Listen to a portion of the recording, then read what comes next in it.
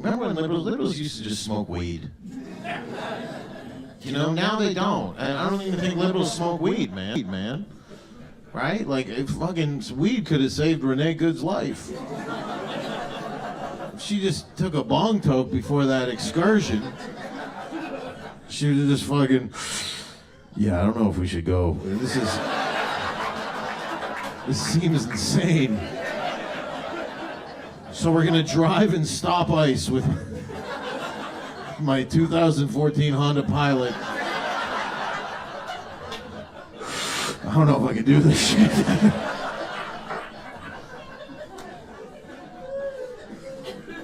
But liberals don't, like, only a Republican can take a 500 milligram edible and stay in their house and go, no, everything I believe is right.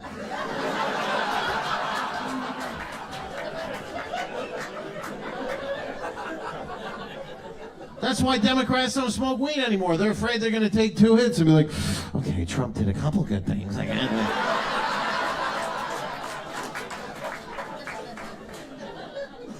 And I wouldn't be surprised if Democrats try to make weed illegal once they find out. Because when they made weed legal, they thought it would make everybody, you know, gay and trans. But instead, everybody got high and like, we have a real immigration problem in this country.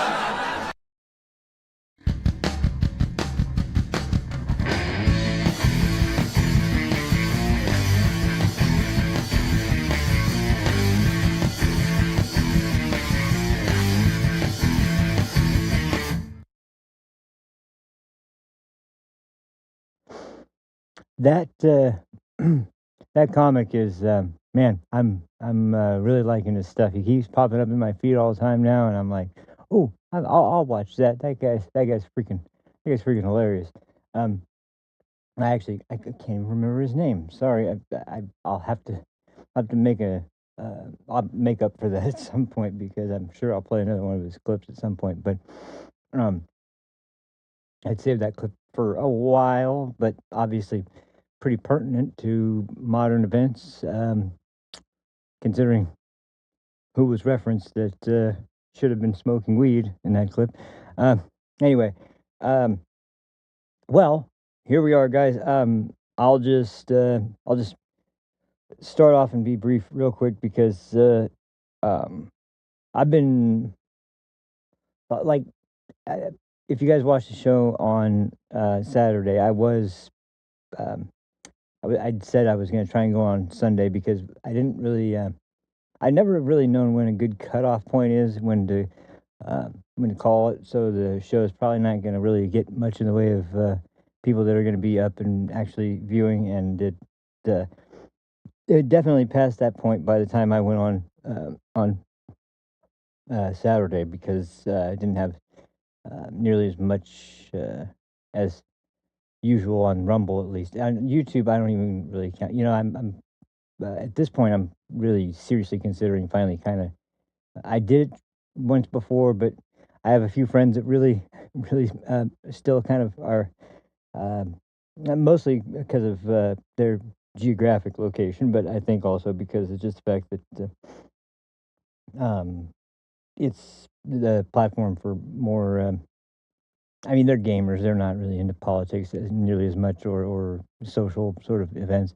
They'll talk about it, but they're not really like that's not their focus on anything that they do on live shows. But mostly for them and people that they know, and some of my old buddies on YouTube. That's really the only reason that I still stream to YouTube, because it's really not picking up any kind of steam. Whereas Rumble um, has been growing pretty well for as far as my numbers. I mean, I don't think I maybe have cracked those numbers, like maybe like in triple digits, like maybe once or twice on YouTube, and I've got like maybe a third to probably not half, but somewhere in between a third and a half that have done that on Rumble without any kind of promotion or any kind of name recognition or anything like that. And so it just speaks volumes about the platforms themselves, and how much someone like me, and somebody who is not exactly going to be going along with what I'm told to believe, or what anyone else out there is told to believe specifically. They're not going to do as well in a place like YouTube, and Rumble is much more suiting for people like that. But regardless, this one's going to be on there today. Although I am worried a little bit. This time might be the first time since I've started the show that I actually am kind of genuinely worried, because not only am I going to be going over some uh, pretty amazing and incredibly horrendous shit, but I'm really, to be honest, I'm pissed off. I've said that before, but when you guys hear the scope of the scale, the whole plan for the show has kind of changed. This is why when I was talking about Saturday, I was going to come back on. Sunday, I was going to finish up the show. Something came up yesterday in the course of me watching current events and trying to see if there's anything I needed to add, and all of a sudden, this information came in that was like, "Whoa, what the hell? What is this?" And then just kind of like laser focus on trying to figure out, like, what is it? Who's talking about this? What's going on here? Who's saying something about this? And I found a couple people, but not not as much as I would like to have seen. And some people are talking about it, but I've noticed that even when it comes to kind of well, first of all, when it comes to legacy media, forget it. They're still using broad strokes to describe this. They're talking about involvement, but they're not. That doesn't even cover the scope of what we're talking about here. Um, but this is about specifically because we're leaving off in a position where I was going to be talking about, like, kind of going into rehash one more time the Renee Good shooting and the events that took place there, and um, why I believe honestly that there's no case to be had whatsoever to suggest that there's in any way negligence or any kind of homicidal intent or anything like that on behalf of ICE. And the use of deadly force was completely justified. And in this last shooting that happened just what, Friday, I think. It was the same thing. And if you pay attention, and it's up to a handful of people out there to describe this, because no one is really explaining in detail why why these are they're stating that they are justified, but they aren't really explaining why. And I think it's important to go into the why, because um, it really, you know, yes, it's a tragedy, but here's the thing. Um, just like the open border and just like the immigrants all over these sanctuary cities that are allowed to not only allowed to stay, they're literally being protected by the legal communities there and the elected officials there, and being treated like they are just the same as everyone else, to the point that we are going to openly oppose the federal government, um, to protect people who, to be honest, when you look at the people that ICE is going after, he is attempting to go at ICE, Trump, Holman, Christie Nome. They are attempting to go after the criminals. The stats I heard the other day is about, it was over 70% of the people they are arresting already have a record, and we're not just talking about crossing the border, which, once again, as we watched yesterday, Don Lemon tie himself up into knots trying to explain that whole ridiculous narrative that he's trying to push. Um, Misdemeanor, yes, it's a misdemeanor. Misdemeanors are crimes, dumbass. So yeah, this whole idea that it's not a crime to cross the border, no. You can argue that it's not a serious crime. I think it's a serious crime. I would say most nations in the planet, on the planet, agree that it's also a serious crime, which is why that go.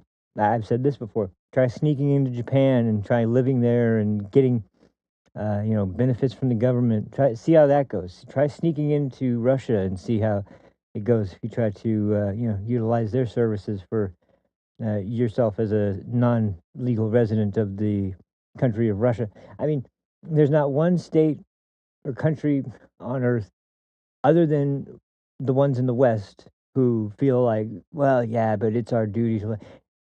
Why is it our duty?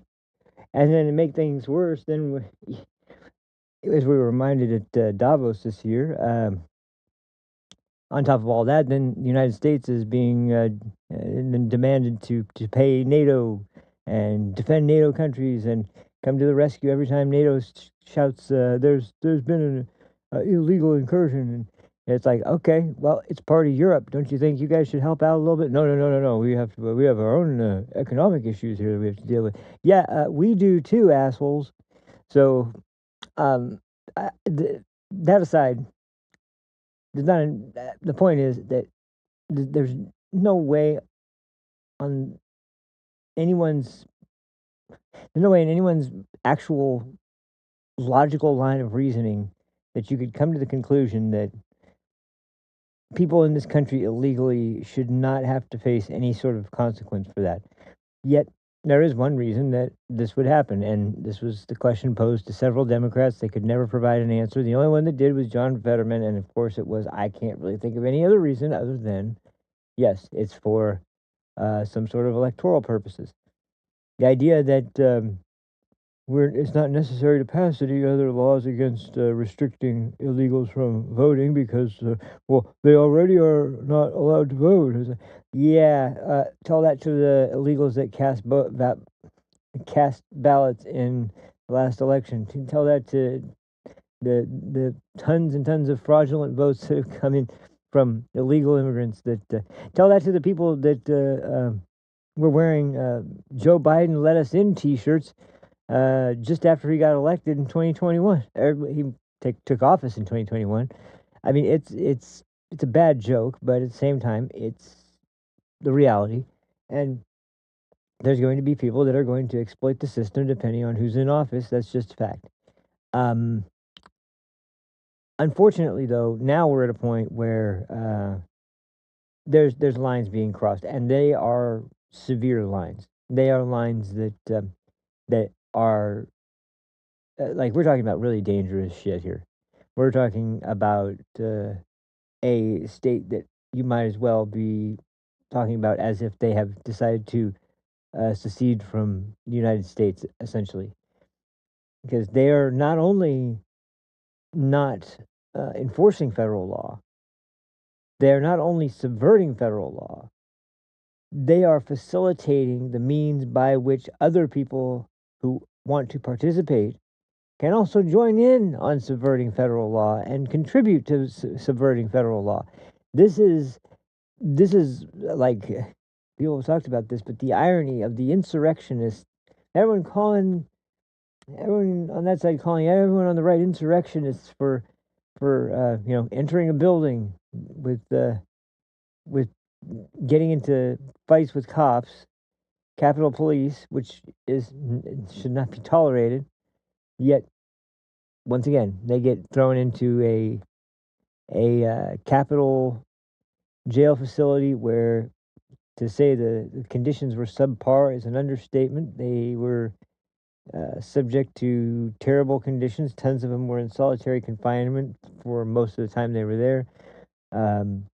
Many of them had medical conditions that weren't attended to. Some of them were staying in what were considered cells, apparently, but were more like a broom closet where not even a mattress, a twin bed size mattress, could even fit in the fucking room without being curled up against the side of the wall. And those people, they need to be punished for their insurrection against the United States and attempting to subvert our democracy. Yeah. So how about you guys? How about you guys who are attempting to facilitate the biggest obstruction of justice, bare minimum, in arguments, in the history of the country, done by a state? For what reason? There's only one reason Democrats do anything like this, and that's because of their obsession of power and the sort of panic and actual um, genuine hysteria that seems to come over them when they aren't in control of a significant portion of the government. They wholeheartedly 100% believe that they deserve and should be in control in every election cycle. They should always be the ones to come out on top. I think it's much better to have a adversarial system where there are more two candidates representing two points of view that could be voted on and selected by the people as who they believe is more uh, more in their interests for taking America down whatever path they believe is the most correct and in line with the history and the founding. The problem is now a lot of them don't even know anything about the history and the founding, and what they do know is mostly propagandist bullshit that was fed to them by some ideologically captured liberal freaking nut job teacher in a elementary school or high school, or I mean, it doesn't matter anymore. They're trying to start teaching this shit in kindergarten when they don't even know anything about. They never even heard the word politics before. But anyway, so let's what is it that I'm so angry about? What am I talking about? Well, first of all, let's finish up with the story that we were talking about last time, and it's honestly, geez, I'll say this part. This is kind of important for the whole picture I'm going to paint today because um, I kind of had been suspecting that the Democrats were um, not only hoping for this, but attempting to do some things that were questionable at best, illegal at worst, um, that would be sort of nudging something like a shooting of someone, either an American citizen or a newcomer or a undocumented person or whatever the fuck they want to call it. Um, I had a good feeling that they were really hoping for ICE to end up in a position where they had to use deadly force because they needed that they needed that sort of cause that could be represented by someone like say like take the George Floyd playbook. I mean, take exactly what they did there and use that as sort of like the play-by-play book for the idea of how you galvanize that issue into a winning electoral strategy. It's cynical as hell. It's dirty as fuck. It's gross, and yet that's what they leaned into because well, the Republicans are all these racists. It's like I don't really see it. The only countries states that I see that are really embracing that idea are ones that uh,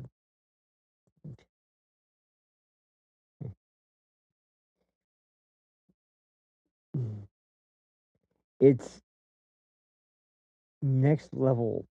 Um, like there's no question in anyone's mind if you're talking about the facts and fair assessment of the situation that this is what they were going to. This is what they're planning on, and they were just hoping so badly. And it's the perfect time for them to bring it up because there's a spending bill on the floor of the Senate now that's going to need to be taken up as soon as I heard they're on another recess. I don't. I heard this point recently, and I was also wondering the same thing. Since when have they always has Congress, the House and the Senate, both been so constantly always on leave, on absent from the Capitol, not doing the work for the people of the country by which she's supposed to be representing in some way. it's pretty it's pretty it's pretty bad, but it's even worse because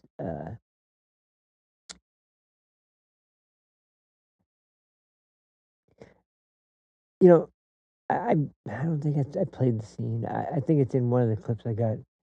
Um, in fact, I'm almost positive it's in one of the clips I got. I'd rather not describe it. It would be better just to show it. Um, oh, this might be it. Actually, hold on just a second. Let me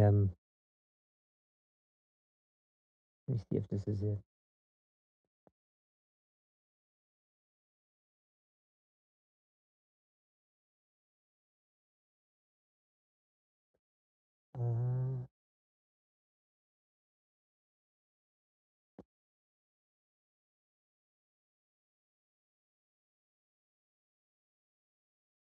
Uh, yeah, there it is. There it is. There it is. There it is. I found it. Okay, so um, this is actually part of a much longer video that I was going to play. Um, but we can start here actually because this is something that was going to be a part of what I was going to talk about yesterday, until the more, uh, much more not important, but much more alarming story came up, and I kind of said I have to work this in. I have to work this in. So let's get started with where we left off. This is my headphones are up really loud, so listening to some Bad Religion before I started the show today. Anyway, so this is a ice patrol that is or not ice patrol as in ice watch lunatics, but um, this is a these are ICE agents pulling up to a group of protesters who had just been out there. I don't believe them when they say that wasn't them, because they're all doing the same thing, and that's another point we'll get to. But um, this is what he had to say to them, and the question he had to ask for them as to why they were doing what they were doing, and just listen to what he says about this, and then put this into perspective. And think about this happening throughout the entire state of Minnesota. This is gross. This is absolutely gross, but it's what they allow to happen. So let's go ahead and let's start off here. Reporting. We're here to arrest a child sex offender, and you guys are out here honking. Oh, we're not. No, we're pressed. We're not. That vehicle right there is honking and impeding our investigations while we're trying to arrest a child sex offender. That's who you guys are protecting. Insane. It is. And here we go with the next part. But just to slow that down for just a second, just to take that in. When you hear limp wrist Tim Walls and his little jazz hands fanning the freaking Sultan with his little weird hand movements and all this stupid bullshit he goes out and talks about, the neighbors and the community he's talking about. Yeah, he's talking about the pedos. He's talking about the child rapists. He's talking about the human traffickers. He's talking about the murderers, the gangbangers. That's the community. That's the community. Those are your fellow, not citizens, but fellow people, I guess, and you want to protect them, right? Yeah. No, I don't. I want them. I don't want them in this country at all. As a matter of fact, I wish they weren't in the country at all. As a matter of fact, they wouldn't be in the country for the most part, and a lot of them, if you know their guy had decided to do one thing, and that's not mess with the border. But instead, he decided to completely mess with the border to the point of destroying the fucking border. And that's why we have the numbers of people in this country illegally that we do have right now. Now, you've probably all heard about the church incident already, but it is worth another watch because this kind of like these are adults, right? These are adults that are supposed to be, fully developed as far as like you know, functioning members of society. And this is what they do. This is what they do. By the way, the guy that's screaming and has the annoying ass voice who I've talked about before is the bearded ogre. He was arrested, so that's good news.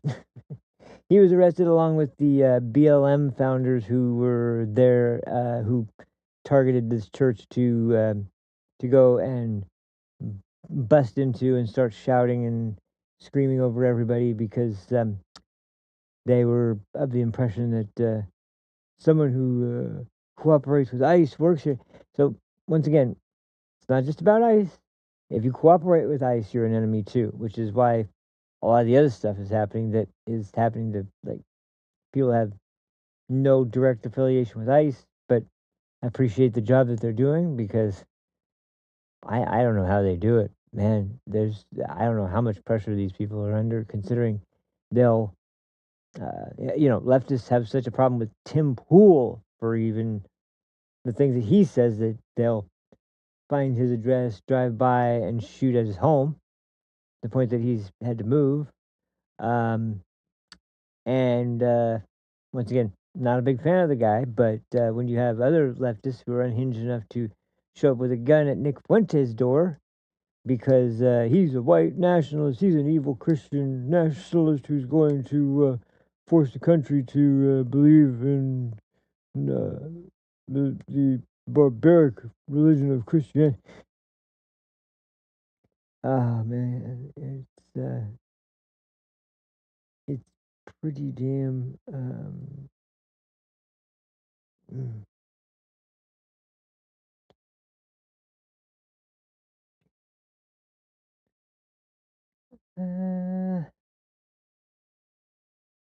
I guess that was all I was going to say. Anyway, let's get back to this.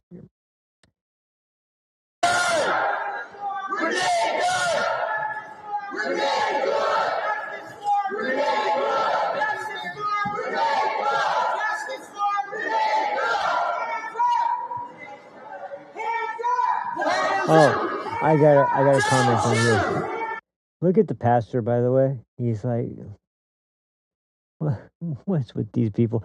But notice they're repeating hands up, don't shoot again. I guess they still believe that Michael Brown actually had his hands up, which is unreal at this point. That they actually still believe that Officer Darren Wilson just was out hunting black men that day, and that's why he shot Michael Brown. It wasn't that Michael Brown was found by every coroner who's gone over the report and every investigator who's taken a look at the physical and documented information and concluded that yes, his hands weren't up. His hands, in fact, were at many times attempting to attack Officer Darren Wilson and take his weapon from him. So he's trying to take the cop's gun. He tanked the taser, and when he ran away, he turned around to come back, and he was taking up a threatening sort of way of approaching a guy who he had just tried to take the gun from, had his hand shot in the process, and while walking down the street with blood dripping from his hand, turns around to go back after the cop, because that's how pissed off he is at cops. I guess this group obviously never learns, but you can't fucking do that. So, whatever gave you the impression, I don't know. That is not what anyone with a shred of brain power or any kind of mental awareness whatsoever would conclude is like a situation that is lawfully complying with the orders of a law enforcement officer. Like there's nothing about that, and so suggesting he put his hands up sincerely to maybe just about as sincerely as Gage Grosskreutz, who put his hands up in front of um, Kyle. Gosh, why can't I think of his last name? I can't believe I can't remember his last name. Kyle. I'm sure you know who I'm talking about, though. Kyle, the kid who was in the ice ride. I can't even remember what state that was in now. Was that in Minnesota too? It may have been in Minnesota too. I think actually. There's something about this. There's something about this state, man. There's something about this state where they just have decided, nah, federal law, we're not following that, and Donald Trump's the evil one, so we're not going to do that anything to support the agents who are out here trying to remove people who are a threat to the community and to the population. We're not going to do anything to help them. They're the real bad guys. What the hell is that? Sorry. Oh, here, let me just. There we go. Oh, it's still not going away. Wait, hold on. Oh. There we go. That was a light that, and now it's. Wait, hold on. Now it's up. Yeah. This way. I think. Is it that way? I'm sorry. It's bugging me. Is that it? No, it's not. Oh wait, that's my mic now, isn't it? No, that's on this side. So what is this now? Oh, is that the same thing? Please don't tell me it's the same thing. No, it's not the same thing. No. Hmm. That's a little strange.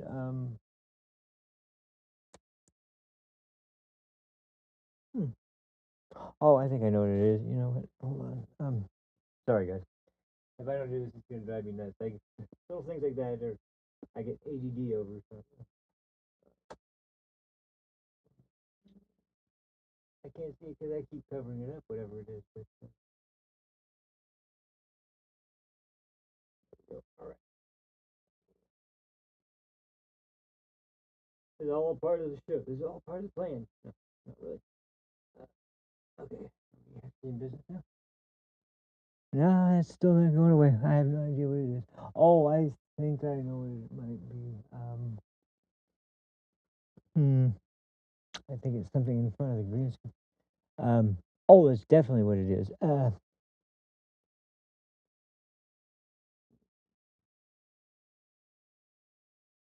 there's something in front of it directly. Oh, that might be it too.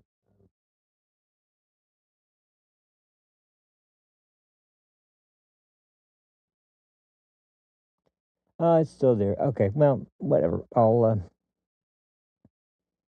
just crop it. I'll turn the clip back on so we can get back to this. So this goes on and on and on, and we'll get into the impeccable reporting of Don Lemon here in a second. So hold on and enjoy the show. But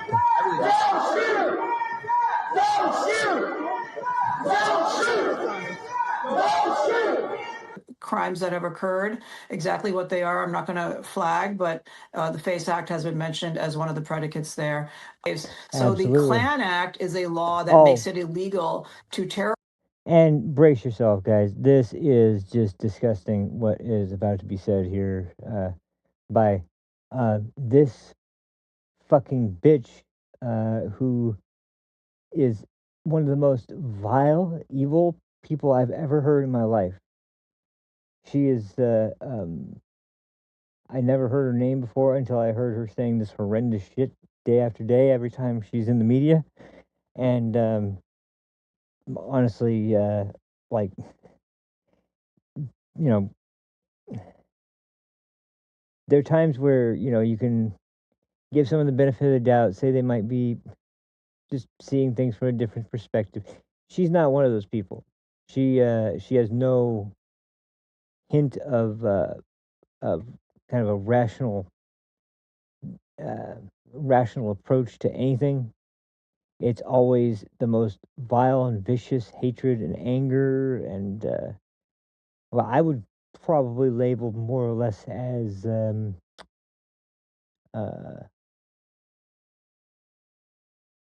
basically jealousy once again for someone I mean they the people on the left have tried to, for a while they've been talking about we need a podcaster who's like our version of Joe Rogan who tells it like it is and raw and unfiltered and just tells people the cold hard truths about all these situations. Sorry, this lady is not. There's other people on the left that do way better. She's not going to be coming anywhere near Joe Rogan, because as as much as I'm a little miffed with Joe Rogan after his little spiel once again, where he was starting to use Nazi references, like Joe, are you fucking kidding me, dude? Come on, man. You're smarter than that. You know better than that. Are you kidding me?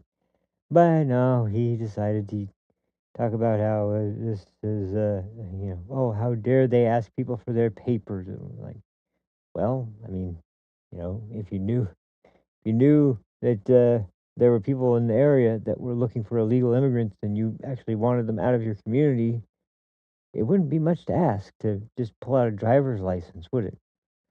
But anyway, hold on a second. And by the way, yeah, of course, there's always going to be edge cases. There's always going to be fringe cases. But I think I told you guys the stats yesterday. If I didn't, or you forgot, or you weren't here, the stats are something like this: uh, about 99.987% of all the people that have been detained, not deported, but detained by ICE, were illegals. The 0.023% of American citizens were detained and were held for less than 12 hours. I think the average was about 4 to 6, maybe. So that's the big infringement on people's rights that we're talking about here. It's pathetic. It's pathetic. But anyway, I think I remember what the problem is now. There we go. That might do it. Oh,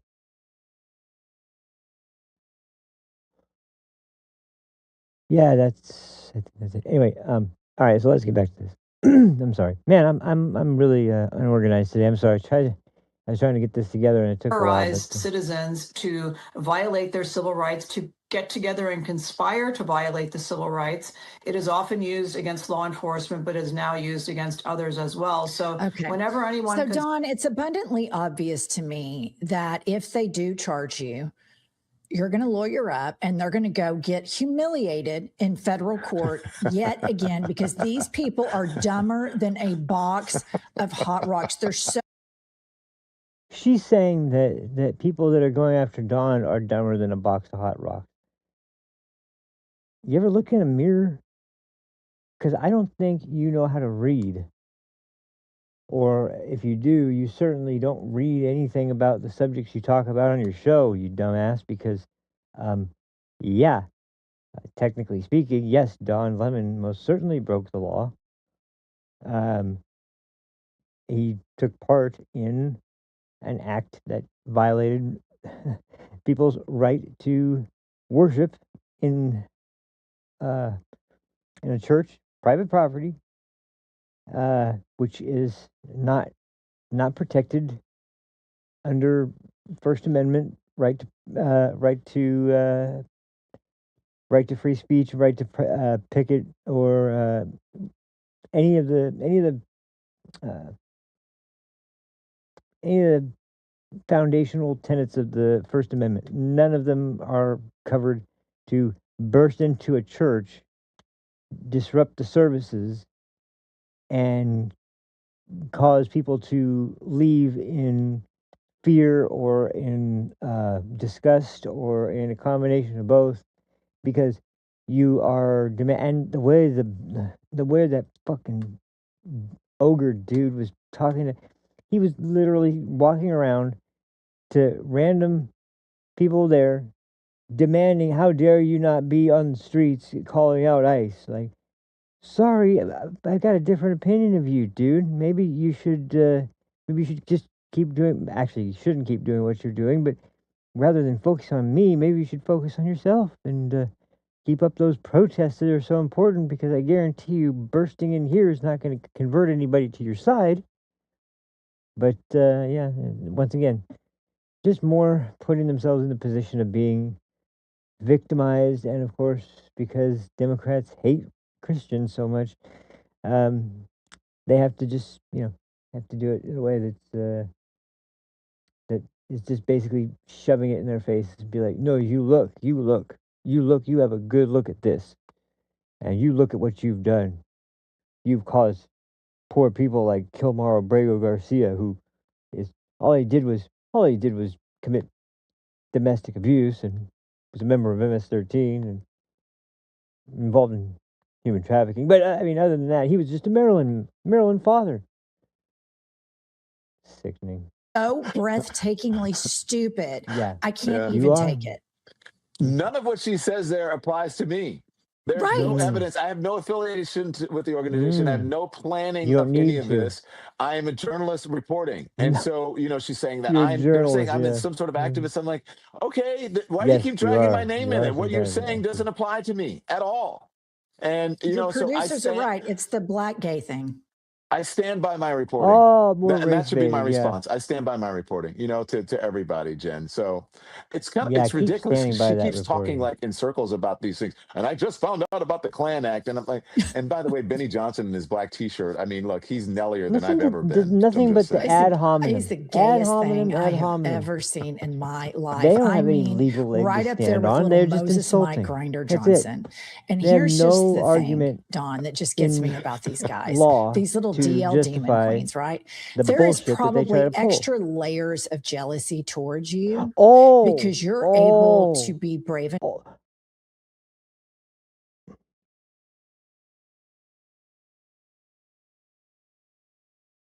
I'm going to be blunt. Yeah, we're all afraid of the cocksucking gay black guy who got fired from CNN because he sucks so bad at reporting. We're all so jealous of him. He's so offended at people talking about his lifestyle. I don't know why. If he's proud to be, where's the gay pride, dude? Where is it? I mean, I thought you'd be happy to be accurately described, and you date white dudes. So even though you hate white people so much, there's that aspect of it's kind of ironic too. But yeah, I don't necessarily hate anybody. I hate what a absolute leech on the United States that you are, and the fact that you would masquerade as a journalist to excuse yourself from disrupting people who are peacefully trying to worship in a church on a Sunday, and then try to play it off like, I had no part in it. I just happened to interview the Attorney General of the state. I just happened to be there at the planning stage of the event. I just happened to be following them directly to the location. I just happened to follow them directly into the building and shoved mics into the faces of anybody who I saw that was part of the congregation I thought would talk to me. And some of them wouldn't, and I was, hey, I went out of my way to make sure I respected their right not to say, yeah, you didn't respect their right to just, be going about their day the way they wanted to, though, did you? You just had to go poking around in there. And this idea, sorry, you're fucking retarded. No one, I would put money on this. I don't think anybody out there is jealous of Don Lemon. Anyway. Continue. enough to have gone from what these people are in, which is the closet full of shame. He's the one that works for us. We don't know. That's what they're saying. So we're here just chronicling and reporting. We're not part of the activists, I but love how we're he here thinks just reporting on them. This is like an alibi or something. But yeah, I'll just use my word to get myself off the hook in this situation. It'll work perfectly, I'm sure. I'm not with. I'm just.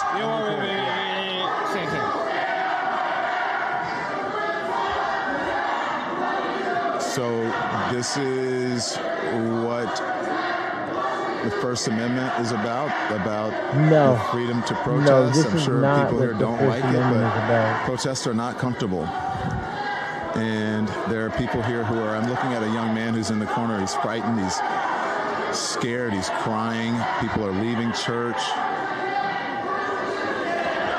Perhaps they should come in, pray together, and talk together. But anyways, that's the middle of it. If I were the pastor, I would offer a prayer. I would try to calm things down and say, listen, talk to you. We're all citizens. We're all believers and Christians. What do we do? Or if, I don't know if everybody is, but everybody's a human being. Let's work together and talk about these things. The pastor, there's one of the members who looks to be really upset, a young person. The pastor's trying to calm him down over there. I bet he's fucking furious. So there you go. You're a member of the church? What's that? You're a member of the church? I do. How do you feel about this? I think I don't necessarily agree with everything that's going on in the Twin Cities right now, but I don't think it's good to fight fire with fire. I think it's good to speak up, and I think it's good to protest, but I think it's better to do it in a peaceful way. I don't think the answer is going into God's church. You don't think this is peaceful? Well, it's trespassing. Nobody fighting. It's trespassing. How would you feel if I went into your house and I started yelling? It depends on what I did, but not in my house. It's a whole different thing. I think these people would go inside of anybody's house. This is a house of God. Which makes it everybody's house. Yes, it is. But in a house, people don't yell at each other. Yeah, but there's a lot of yelling in my house growing up. We still loved each other. Yeah, but that doesn't necessarily mean that yelling is the answer, right? That doesn't necessarily mean yelling is the answer, right? No, but I think it's a way you work things out is that you talk to each other, you disagree. Sometimes it's heated, sometimes it's not. But at the end of the day, we're all human beings. And I think maybe if the pastor would try to calm things down and say, let's all talk together and make this peaceful and not be so us against them. I think that's good to talk. It's been going on way but too then long why don't now, we do that, right? This is the tip of the I don't think iceberg trespassing, I think protesting on the streets is fine, but I think there's a difference between that and then going into someone's property and then yelling. How do you feel about allegedly, according to the protesters here, there's a member of ICE who is a pastor here, or is a member of the clergy? I'm sorry, can you repeat that question? A member of the clergy or a pastor here works with ICE, and that's why they're upset. I didn't know that. Allegedly, I don't know. That's what they say. Okay. Well, I'd say before just ramming into a church, maybe it'd be good to get some more information first. Yeah. You said talking is the answer, right? Yeah. He doesn't even know who the guy is that is apparently this ICE agent that's infiltrated as a pastor into this church. He doesn't even know that. Oh, jeez. Disgusting. Despicable. Absolutely gross. One of the most ridiculous stunts that the leftist media has tried to pull off. That's right up there. But that's one last thing we're going to get into before we get into the stuff that I'm really here to blow the lid off of. But that is I really wanted to play this. I don't think I have time now. I mentioned it yesterday. Sean Hannity has actually been on his game pretty good lately. He's taken some Democrats to task, and they're some of the most unimpressive people you'll ever see. But it's still pretty glorious watching him ask why the hell they sat on their ass while the president of the United States was attempting to honor the families of victims of, the illegals that were allowed to just stroll into the country by Joe Biden's administration. But they didn't even stand. They couldn't even stand up and clap for the young boy DJ who was what was it? He was granted a honorary membership to the Secret Service, and they gave him his badge with his father, and that was, that moment right there was, I think that highlighted the that address to Congress, and And once again, the Democrats couldn't stand up for a black young child with cancer who had pretty much at that point looked like I think there were reports that it was beginning to take a turn again. I pray that kid is doing all right, because he was that kid was so he was so grounded, man. That kid was so cool. He he was so he was so chivalrous too. When there was this reporter, this woman reporting on the day he was patrolling the grounds of the Capitol or of the White House, and he referred to her as ma I mean, this father was definitely in the kid's life. He was referring to her as ma'am, and he was super respectful with the way he was talking to everybody. Really good kid, and it was a tragic story. I hope I haven't heard anything after I'd heard that he had ended up back in a condition that was looked to be pretty bad, but um, I think hopefully I'm right in believing that if something had, God forbid, taken a really serious turn that had been um, a major turn, that we would have heard about it. Um, but I haven't heard anything since then, so I really hope he's doing all right, and his family. But anyway, that was just a side note, because once again, um, you know,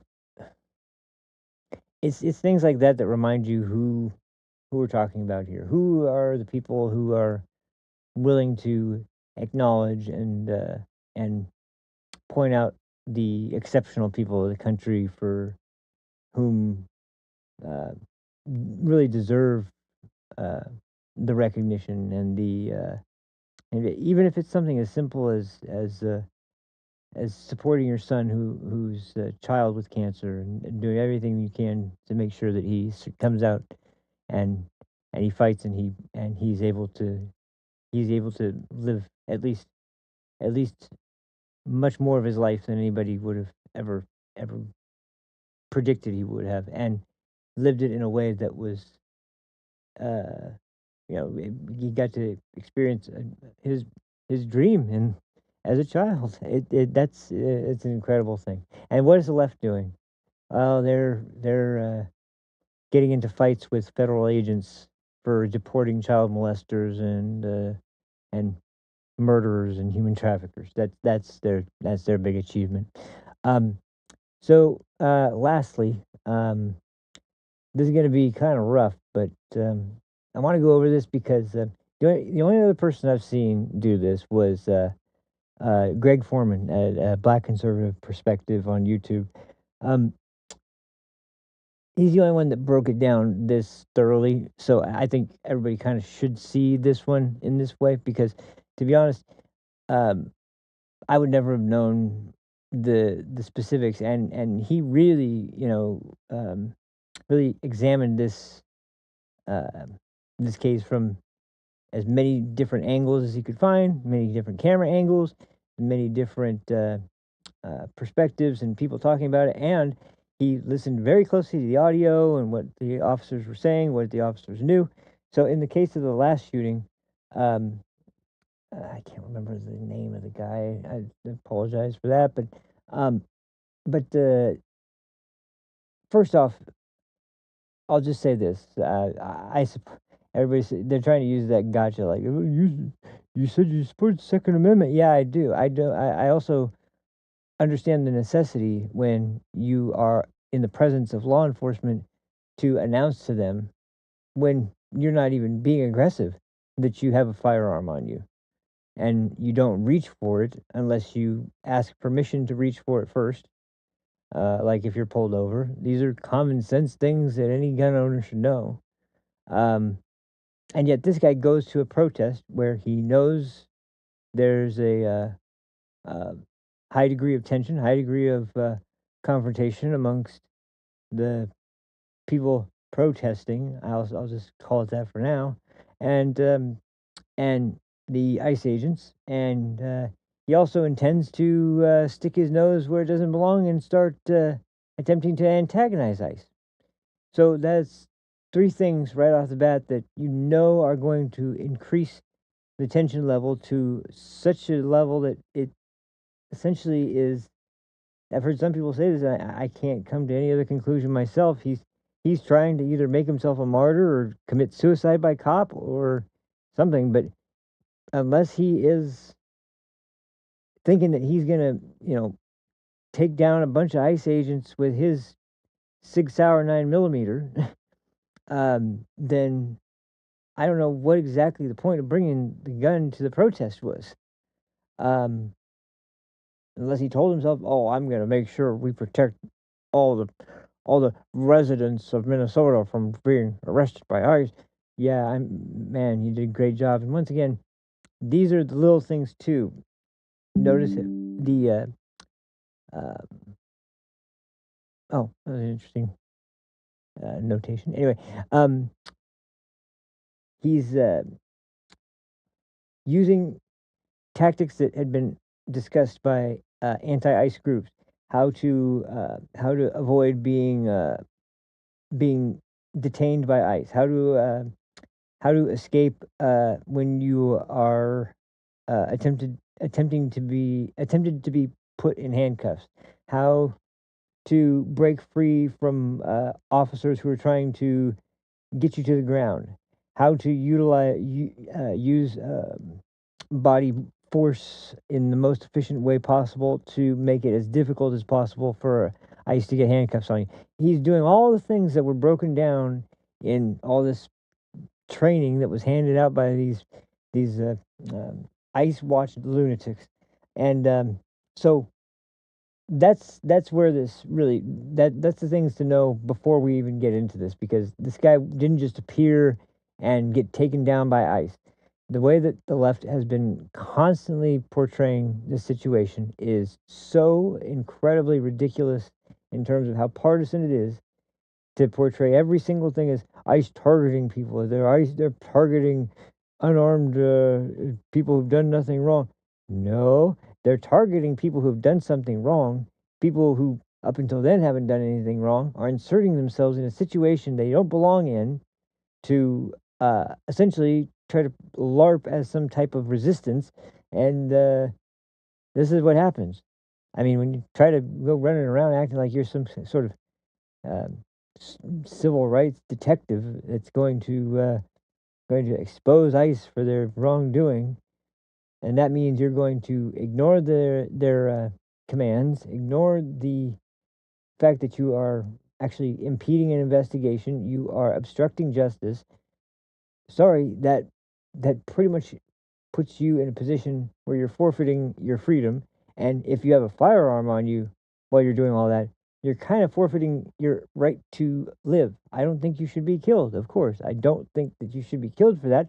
But, once again, when you're knowingly inserting yourself in a high tension situation like that, carrying a firearm, and know that you're going to end up in much more than just verbal altercations with ICE by your own nature, then unfortunately you're not taking good enough care of yourself to really make me believe that you really understand the gravity of what you're doing. And okay, you should have even been out there then, though. Anyway, so we'll go over this real quick, and then we'll get to this. This was the biggest thing, but they will not stop talking about these shootings, because, like I said, this is exactly what the Democrats could not care less that people were killed. You see that by the way that they are using these two shootings. They don't care at all that people are hurt and killed while trying to defend illegal immigrants who are let out by the I guess you can call them police. They're not really the Minnesota police are apparently scarred for life after the George Floyd riots, it seems like. I don't know any other way to describe it. That's a pretty traumatic event. I mean, when, your governor and the officials of your state won't even back you as BLM burns your precinct to the ground. But, yeah, that's got to be a traumatic experience. And now here we are again with Minnesota once again deciding, and under a complete failure like Tim Walz, that if it comes up to Minnesota to hold the line again, yeah, man, wow, you're really holding the line, dude, holding the line for what? For your reelection? Oh yeah, well you're not running again, but I guarantee you, somebody on higher position in the Democrat Party is making sure that there are orders being issued and followed by people like Tim Walz, because someone like this did not just make it there on his own merits. There's no way. There's no way in hell.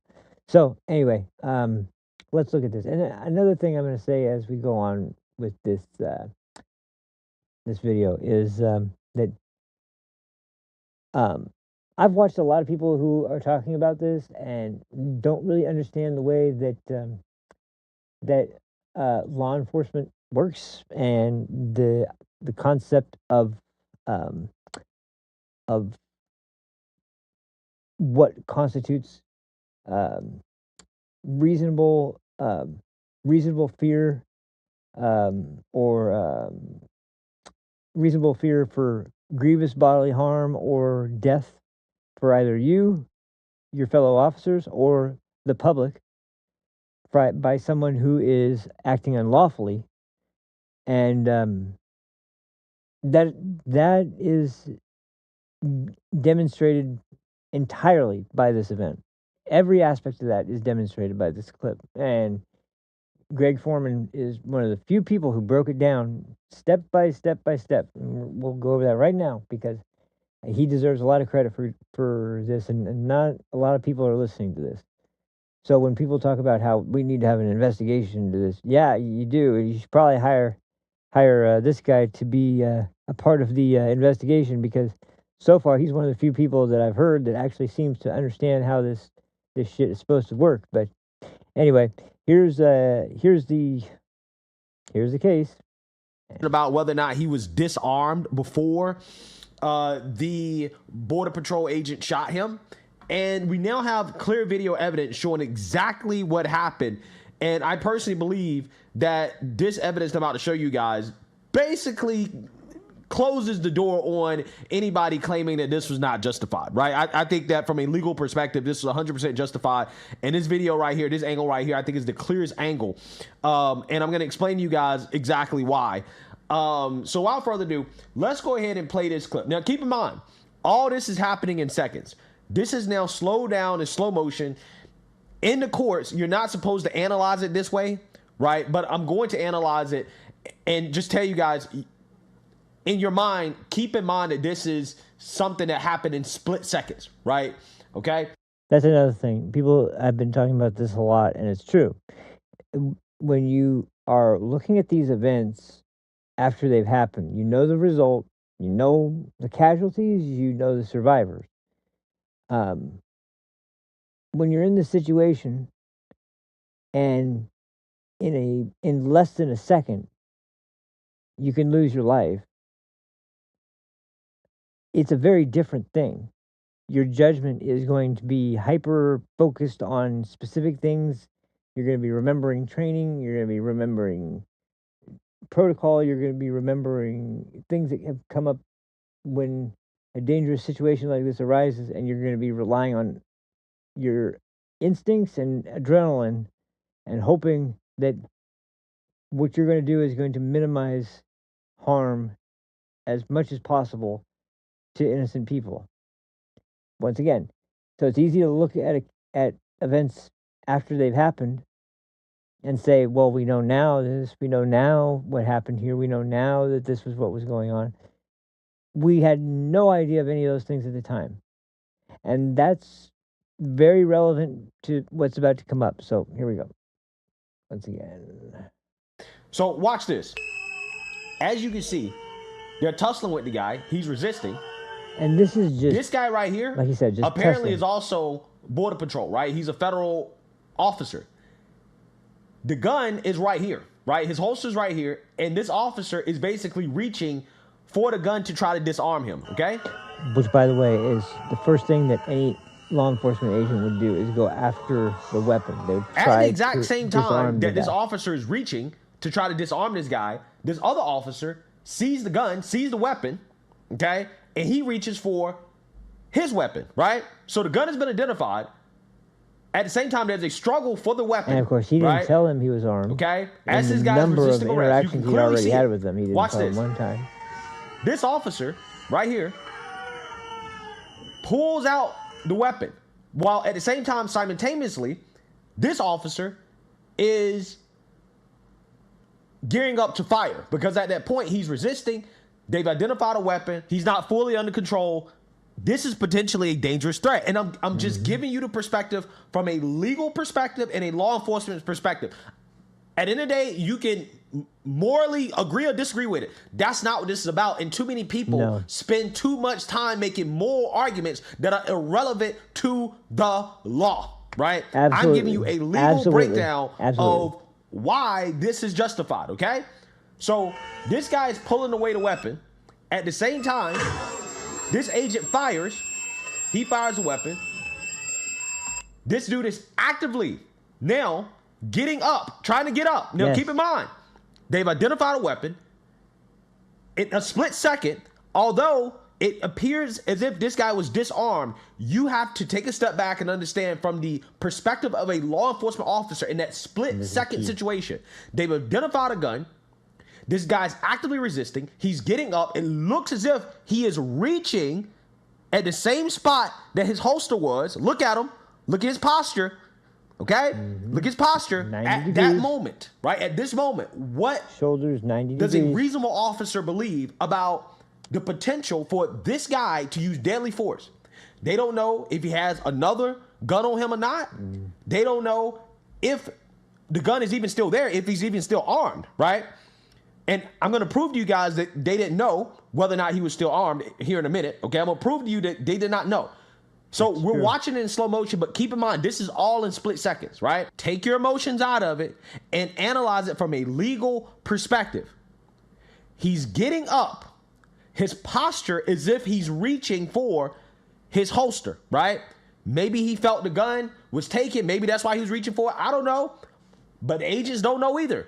They don't know. That's the whole point. Absolutely. And they don't have to take the risk of potentially being shot or him getting access to his weapon because they don't know if he's still armed or not. They have no clue. But they have identified that at some point during this exchange, he was armed. He's an armed individual. So for all they know, maybe he has another weapon. Maybe he's still armed. They don't know. But they do know that at one point he was armed, right? That he had a gun. A gun was identified. And because he kept resisting, then, again, legally speaking, an officer can reasonably believe, hey, this guy is still a deadly threat, right? He can still use deadly force.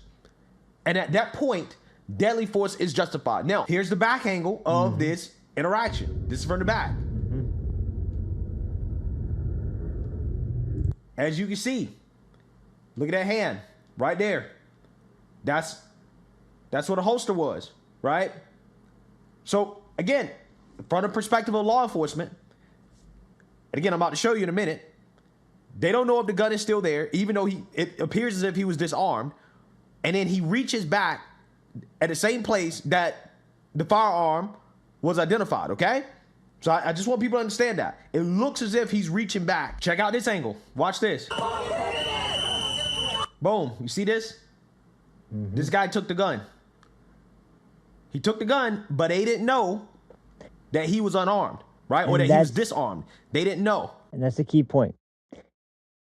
You notice that they are fully focused on trying to get the subject under control, to stop the threat, and to ensure that he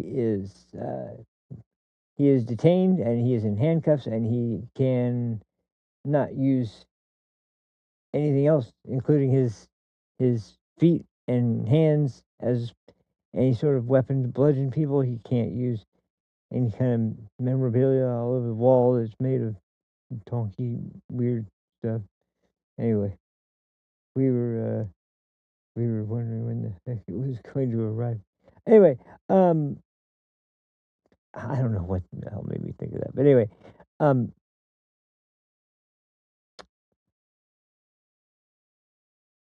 the ICE officers, they don't communicate through osmosis or through telepathy or through some sort of means of nonverbal communication in a situation like this where they're struggling to make sure that this isn't a situation where there's no deadly weapon involved and whoa, what a bunch of pussies, you can't take on one guy yourself.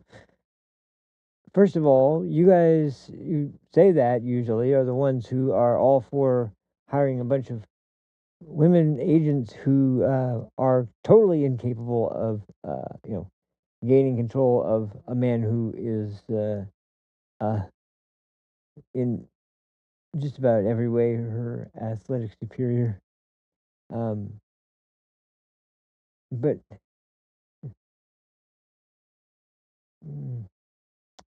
it's just so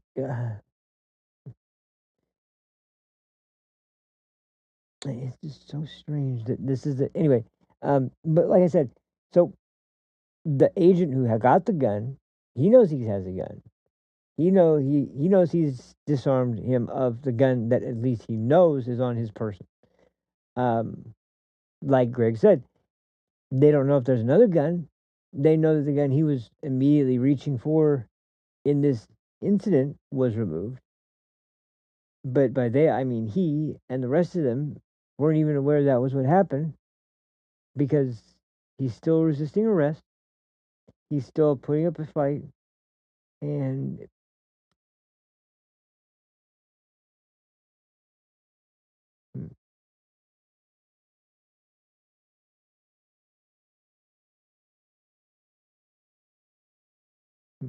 anyway, let's get back to. I'm sorry, I'm getting distracted.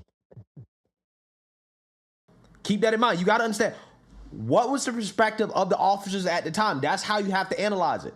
The gun had been identified, but they didn't know that the gun had been disarmed. They didn't know. And I'm about to prove to you guys that they in fact did not know. Okay, yeah, the next video I'm about to show you guys here, this is key right here. What they said after the suspect had been shot. Okay, as he's on the sidewalk, he shot, is over. Listen to what they say. Listen to this.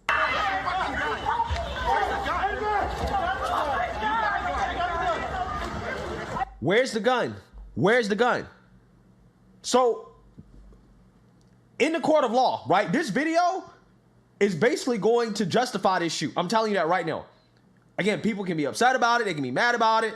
And they will. It's going to justify the shoot because the officers clearly did not know that he had been disarmed, right?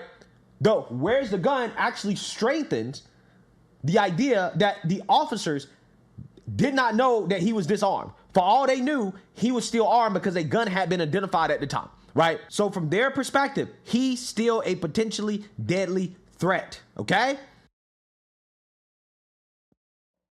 There you have it.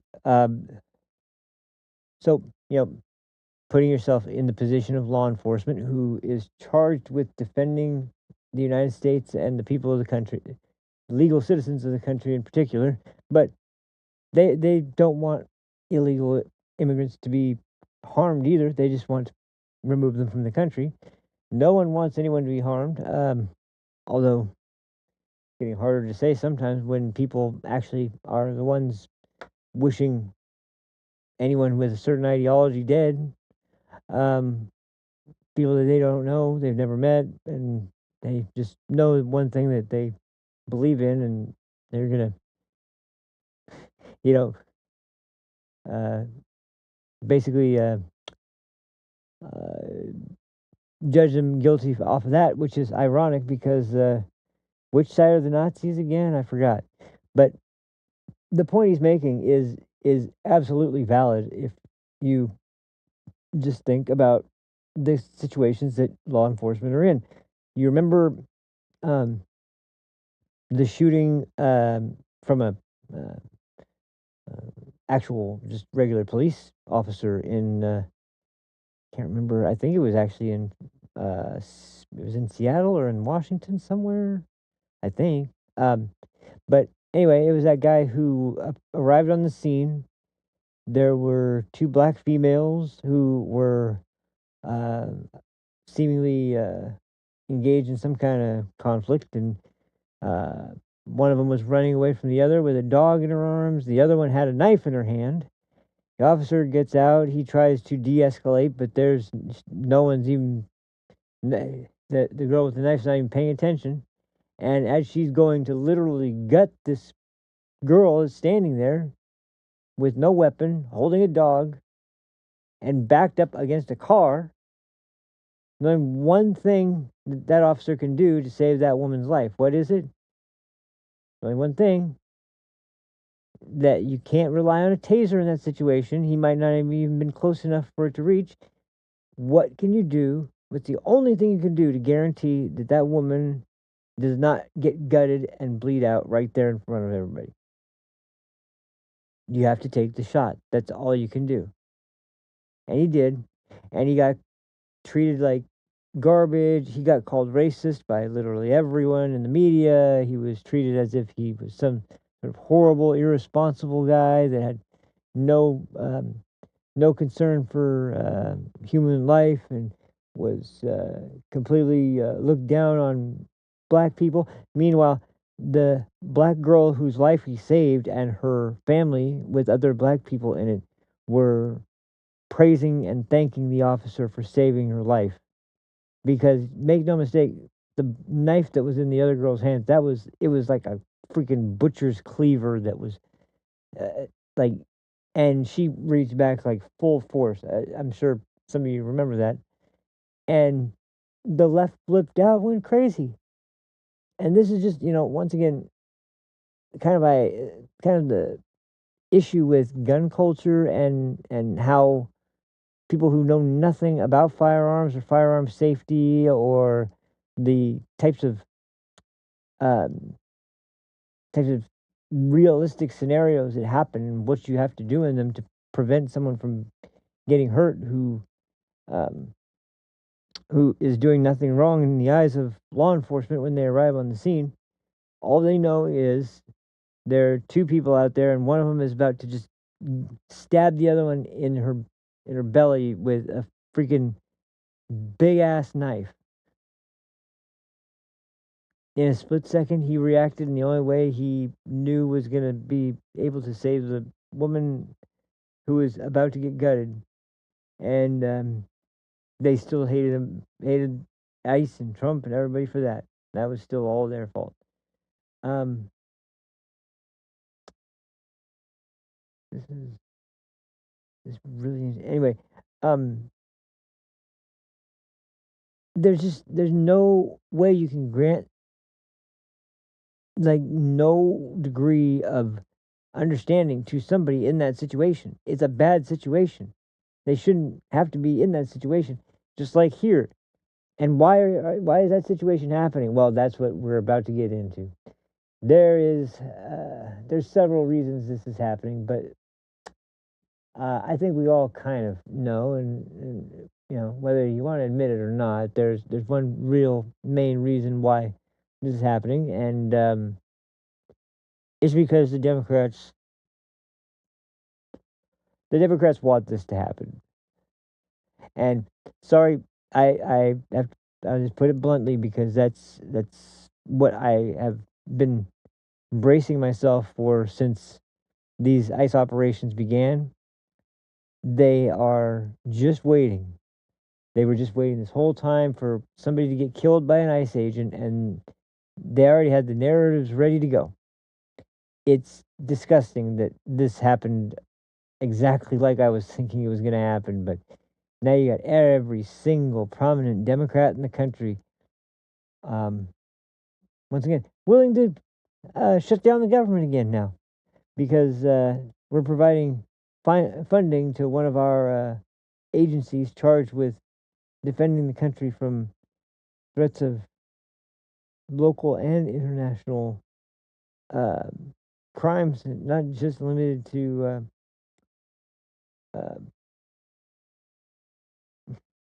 well, just not listening, not just listening, not only enlisting for a situation they know is going to be extremely dangerous, but doing it proudly and in the best way possible to ensure that people are going to suffer um, as little and as few deaths as humanly possible. We've watched these things play out too much, and we've watched one side constantly keep ratcheting up the rhetoric after every single situation.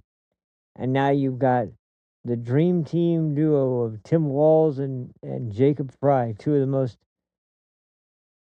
absolutely worthless human beings on the planet. Nothing about them that is exceptional or screams hard work or care or interest in doing what they swore to do and defending the Constitution, winning the election, and being sworn in on the Constitution.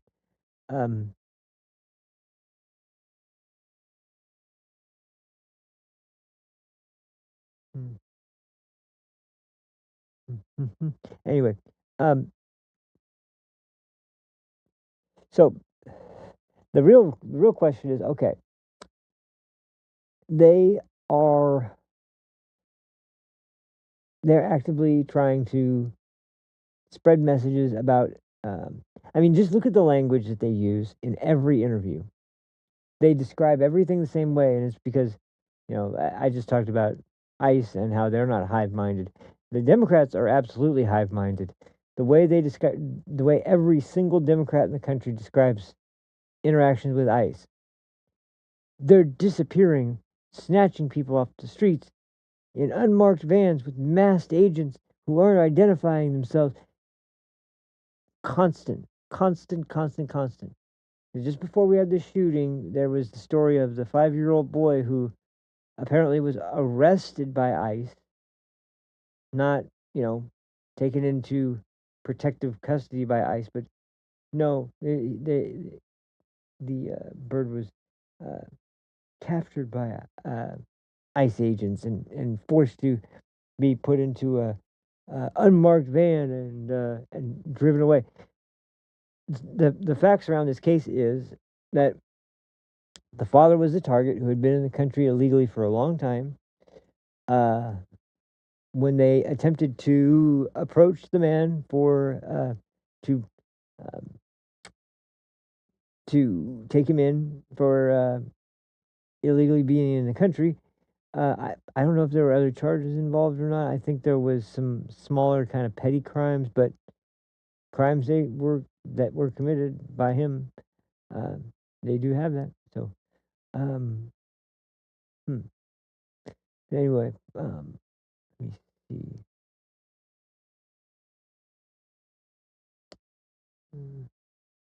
Not too much more.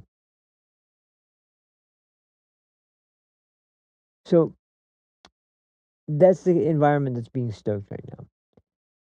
Jacob Fry and once again, they've got every judge and every media outlet and every single possible advantage they could possibly need to sway public opinion in their favor, to utilize any kind of narrative they want to utilize in order to paint ICE agents as villains and them and the people that are working to stop ICE's tyrannical practices.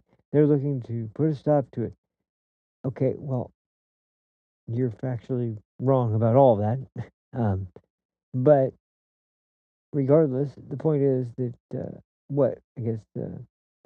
now pressing it over and over again is going to do something different. Anyway,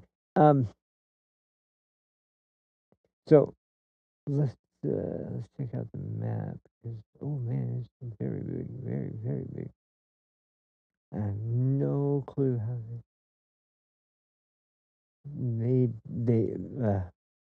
anyway. Anywho, yeah, it's just unbelievable. So, here's where things are getting interesting. So there is a guy who is on social media. he posts to X. He does videos, I think, on some platform. I can't remember what it is, but I've heard his name many times.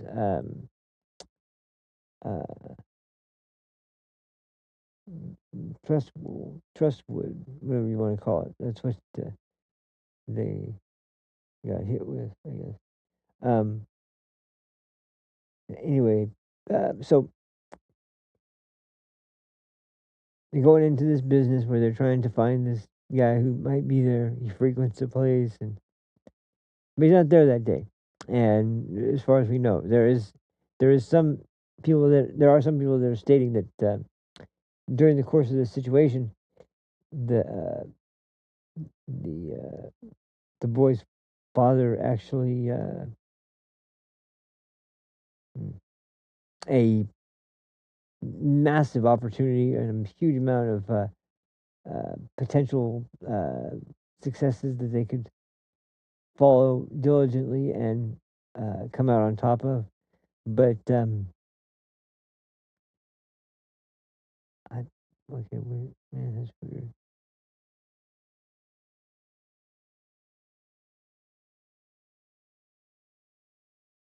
Mm. Mm. Mm.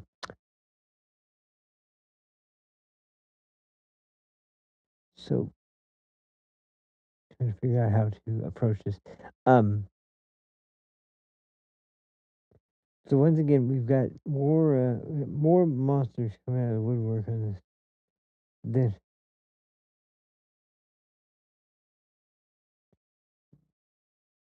anyway, so this is Cam Higby. That's the name of the guy. That's the name of the guy who was kind of the first guy to kind of blow the lid off this thing. I've heard his name several times. I don't know any of his work specifically, but if it's anything like this, he's the only other person I can think like that is like James O'Keefe, who's constantly trying to, improve the lives of the the root is ever more.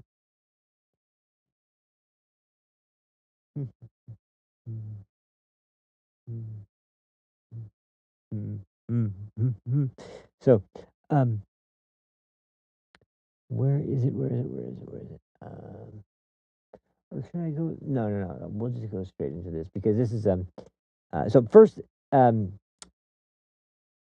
go over a couple of the important fundamental points to remember about what's going on here. Number one,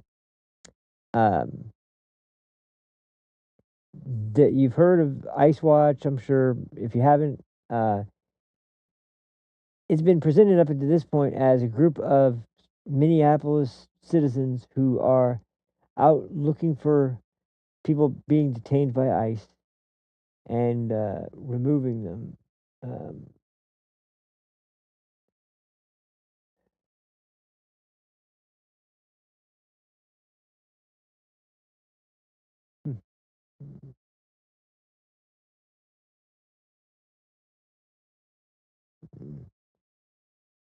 I'm trying to make sure I remember everything there is that can set this situation up to kind of go the way that no one's giving you a full sense of the scale and scope of things going on here. So there are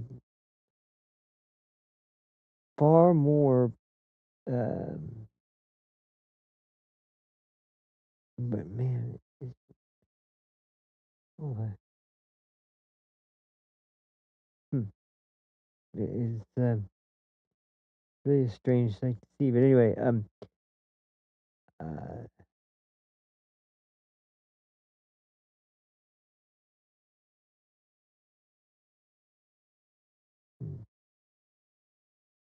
yeah, I guess. So I guess I'll just take what I can get in this situation. Anyway, so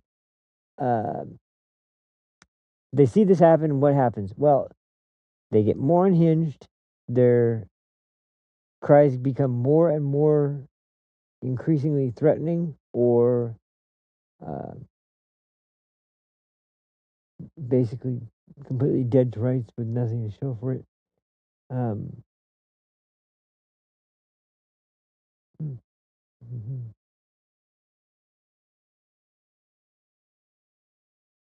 Hmm. Um,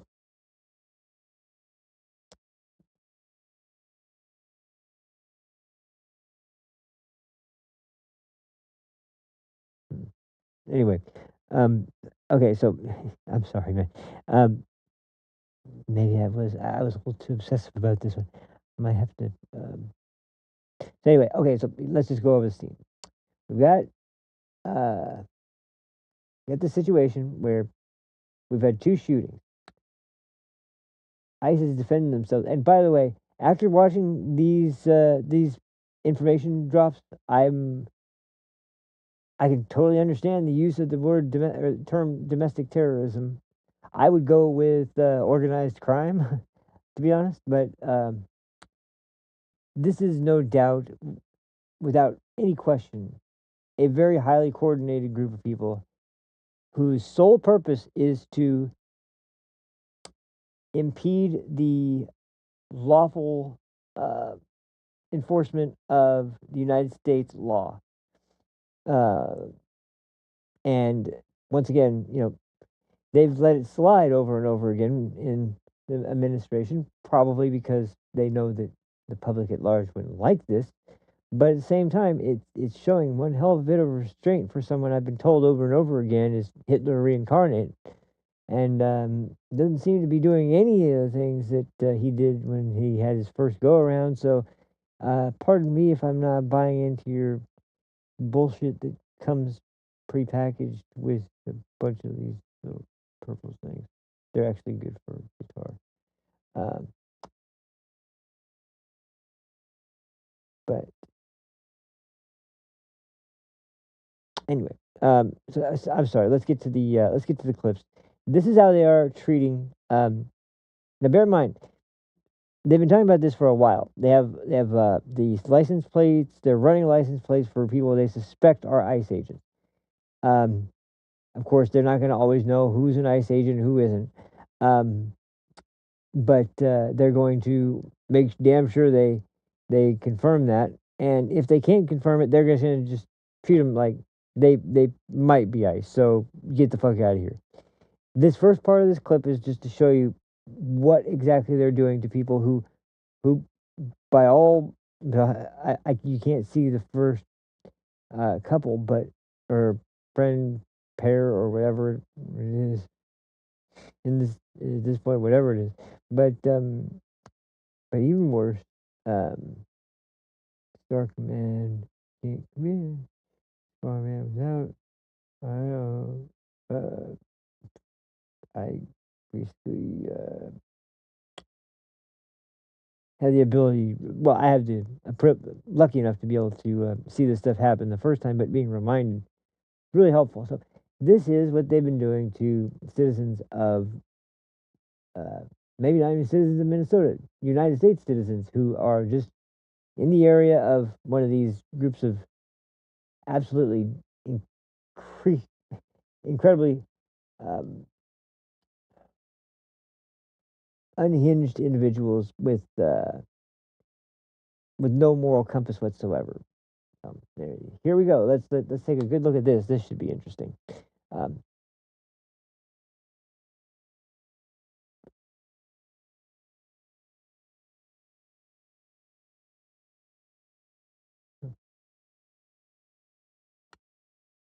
um,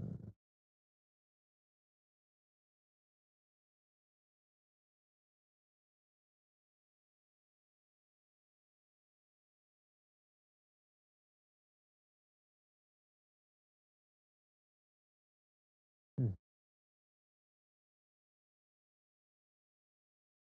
hmm. Well, somewhere. That's not it. That's not it. Geez. Yeah, this. Man, I should have had these more separated for this specific episode. Here we go. Here we go. Got it. Okay. So, before we kick this off, like I said, just remember what these people are doing in this first part of the video. and then the other half is going to be about what was discovered in the last few days. So just keep that in mind, and we'll begin with this scene standing here with, I'm sure, some neo-Nazis, obviously, and that's right. You know what that stands for, right? I mean, Frank Fugazi, he makes sure you know exactly what to look for. Exactly. So anyway, here's what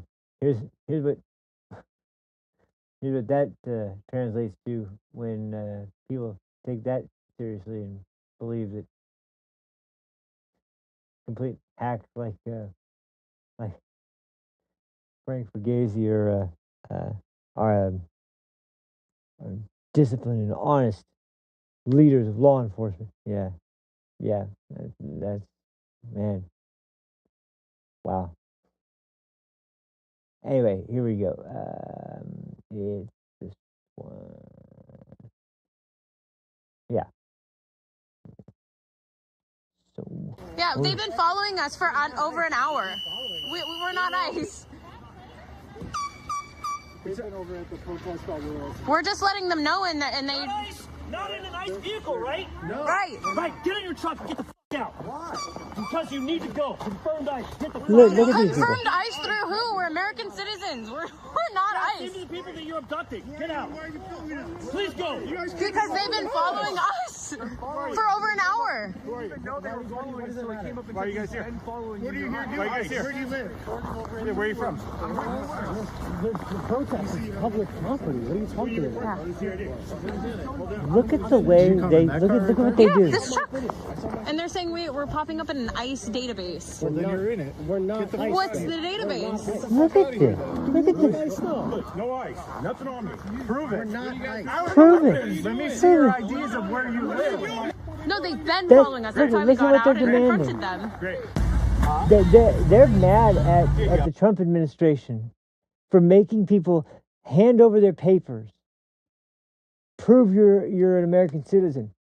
Did you hear what they were just doing to a group of people who somehow they have deduced that their vehicle is registered to ICE? Oh, they're definitely ICE agents. And they're like, no, we're not. Prove it. Show us your IDs. Show us where you're from. Show us tell us where you were going. What are you doing here? I'm sorry, what was your problem again with ICE? You hypocritical piece of shit. One more time? What is it? Oh, yeah, they're demanding people turn over their papers to prove that they're American citizens, just like Nazis. And what the fuck are you doing?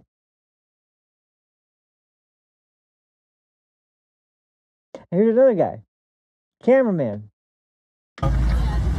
trying actually kind of pathetically to appease the mob. So he's got a lot of camera equipment. I think we can say this isn't ICE. Yeah, I'm not. I tried to tell That says it isn't ICE. That's all I can do is tell you. I already shot. Listen, first of all, I don't have to do any of that, but I'm kind. I respect what you are doing. I respect what you all are doing. I really appreciate what you guys are doing. I just don't understand my job and I don't know how to do it. You shouldn't have. Yesterday? Yeah. Yes, he was here yesterday. I can testify that. I didn't recognize him. No, I appreciate your help. Thank you. I'm not here to help you. No, I think the fact that you're in a vehicle like this at this I time get it. With all due respect to everybody, I can't help the way I drive. And there we go again. The fact that you're in a vehicle like this. Like what? A vehicle like what? A vehicle that you've decided is somehow suspicious because it might be an ICE agent's truck, or it might be an ICE agent's van, and he's got camera equipment in there, so somehow that means he's complicit with what ICE is. What the fuck is wrong with you? Seriously. All of this to protect a bunch of illegal fucking goddamn child molesters and murderers and some of the worst terrorists, some of the worst people on the planet. They're neighbors. They're community.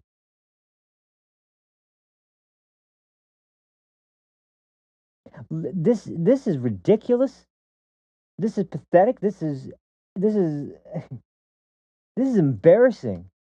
This is absolutely embarrassing to think that these are the people in the country. They're so fucking concerned about what Donald Trump is doing to illegal immigrants who were brought in by the last administration that they are doing exactly what they're protesting against. Even worse, they're doing it to people who are obviously in the country illegally and have every right to be driving down a public fucking street.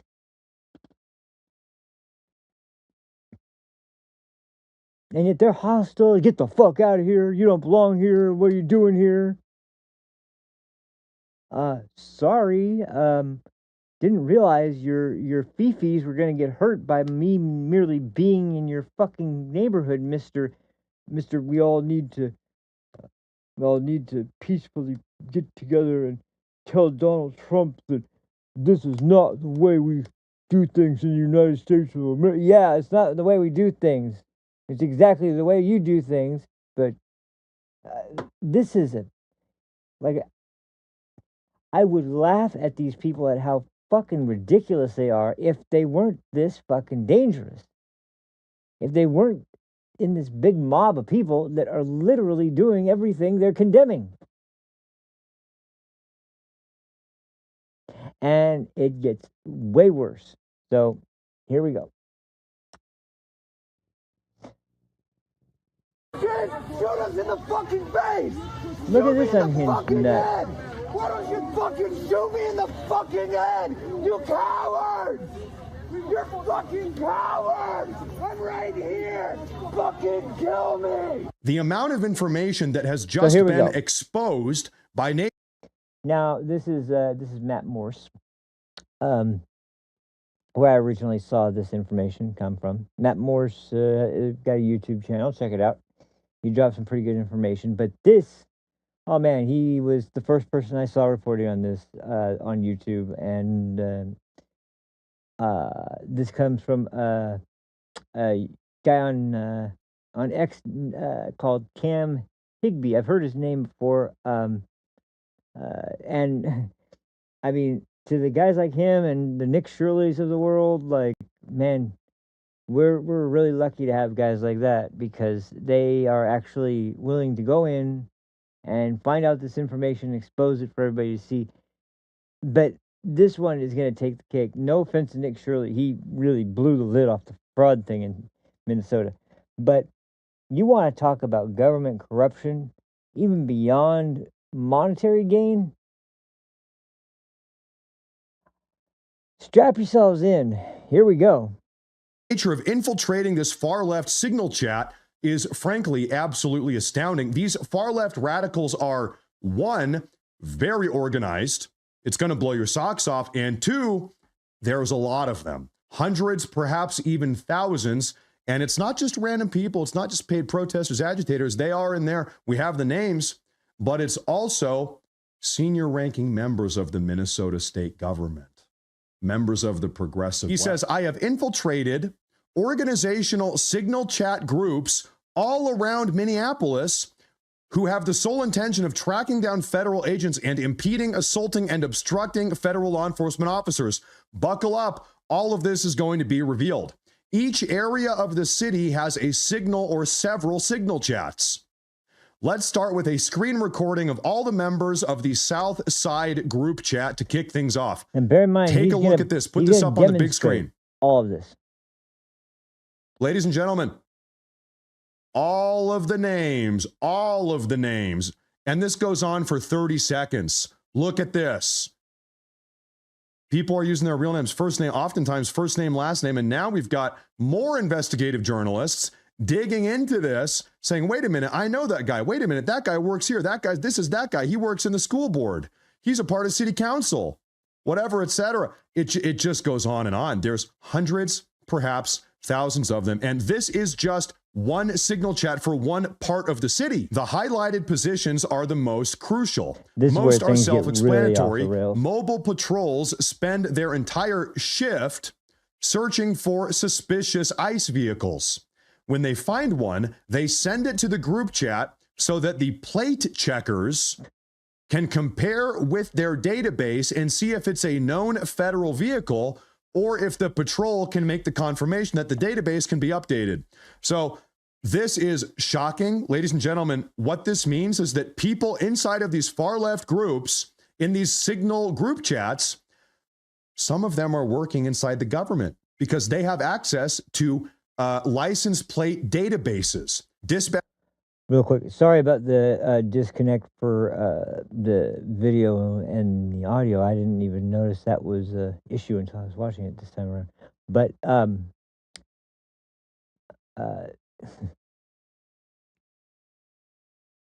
that in and of itself, you ever wonder why they are always talking about license plates so much? Why they're always talking about like that license plate was matched up to ICE, and they couldn't do that unless they had somebody who was able to pull license plate registration and find out, who was the owner of a vehicle, who the vehicle was registered to.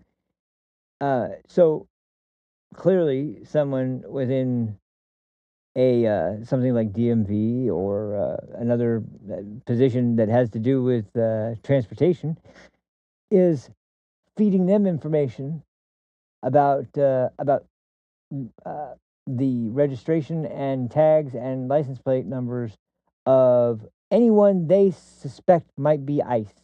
And that could mean something as simple as tinted windows. Literally, because they've looked at a truck with tinted windows and said they suspect this is an ICE vehicle. And clearly, they're not always right. So yeah, but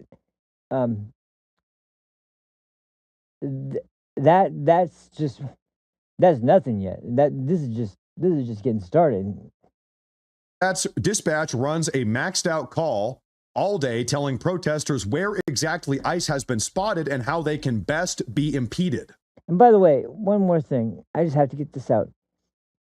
You notice how these people are organizing this and taking this so goddamn seriously. Like, they are out there to change the world, and they're out there to make the world a better place, and they're out there LARPing like they're freaking the freaking detective who's going to crack the case on who's the murderer is in this city. Like, these are the biggest absolute zeros of these people are absolutely totally worthless.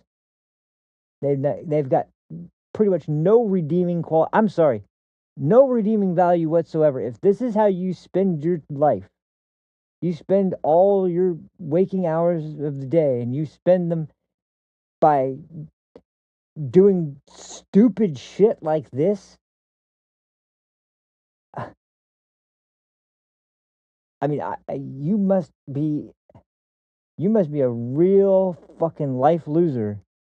I mean, your life must really be pretty much pointless to you because, like, this is the big cause that you've decided is worth spending so much time, effort, and obviously getting yourself worked up into emotional frenzy over. People who aren't in the country legally being deported at over a 70% rate, them being people who have committed other crimes, most of which are serious crimes,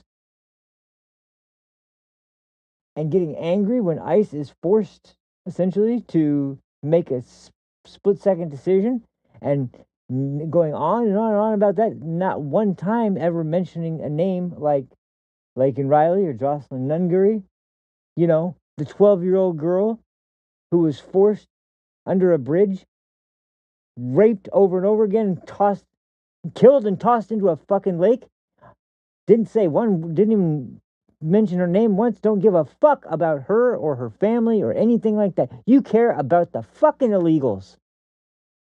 And this is how you spend your all waking hours of the day, by protecting those pieces of shit. I knew I was going to get angry on this one. I knew I was going to get really upset. But this is ridiculous. This is fucking ridiculous.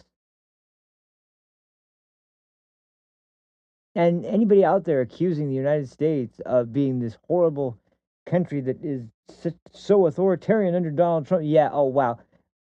So authoritarian that we allow this fucking bullshit to go on to our federal agents, and it's still happening.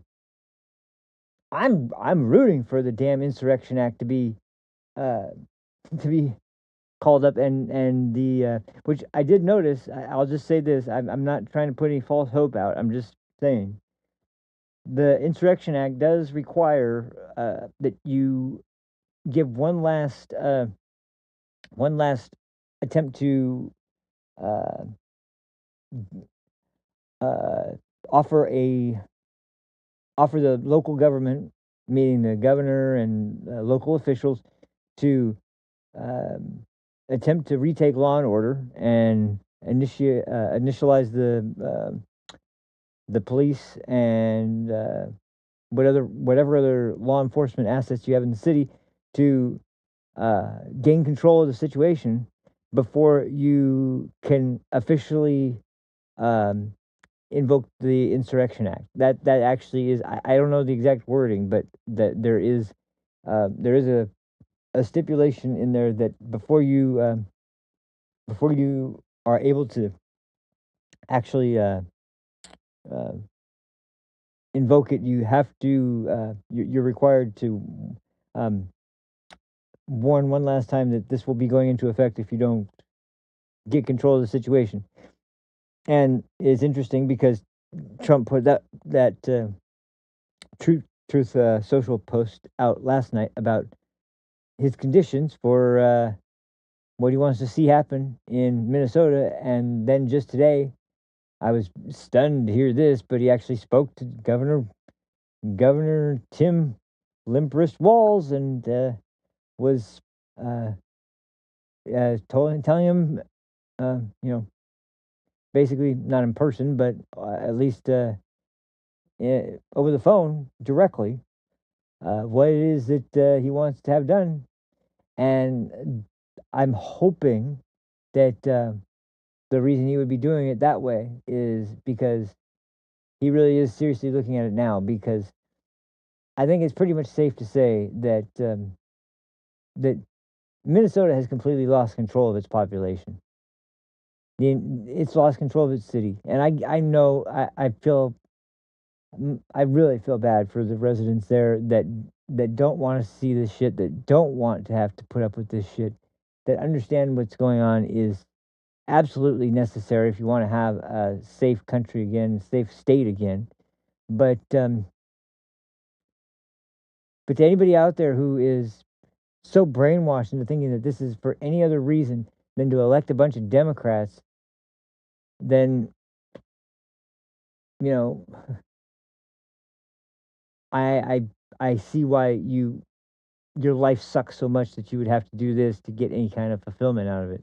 Sorry, I'm going to call it like I see it. I'm not going to fucking pull any punches on this one, because this is disgusting shit.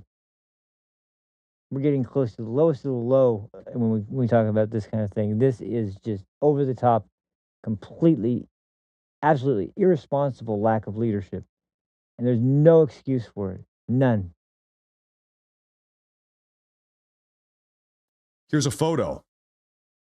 Unvetted chat, while on a shift, please put emoji in front of your signal name so we know your role and location. Mobile patrol, stationary patrol, foot patrol, dispatch, hyperlocal group messenger, school/transport safety spotters, license plate checker, medic, aftercare provider. They all have special roles, special functions. All right, guys, I'm patrolling on foot. Well, I'm in my car driving around. Each chat for a specific part of the city has smaller districts broken up within it called, quote, patrol zones, which guide the ice chasers on where they should be or position. They have the entire city mapped out. All right, guys, I'm doing a foot patrol in zone 2A. All right, I'm doing a car patrol in zone 4B. They are... This is highly coordinated. Yes. Sharing our Bloomington Patrol Zone map, which is loosely based on city council districts. Highly funded as well, too. They have instructions and material on how to check all of this stuff, how to quickly scan the plates. Confirmed ICE, masked or uniformed ICE agents seen in the vehicle. Highly suspected ICE. They've got different like threat levels. Confirmed ICE, highly suspected ICE, suspected ICE, and cleared not ICE. Unknown, the unknown category. And so they are categorizing all of the license plates they can into a massive license plate database. White Chevy Silverado with the yeah, this is him on one of the calls with these sticker lunatics. on the back. We're on Irving and Lake Street, going north on Irving. So he's here listening to the. This is their 24/7 dispatch call. Yeah. We seem to be the only commuters following. Just wanted to give an update on our location. Thank you. Do you have anyone in the car with you? Yes, I do.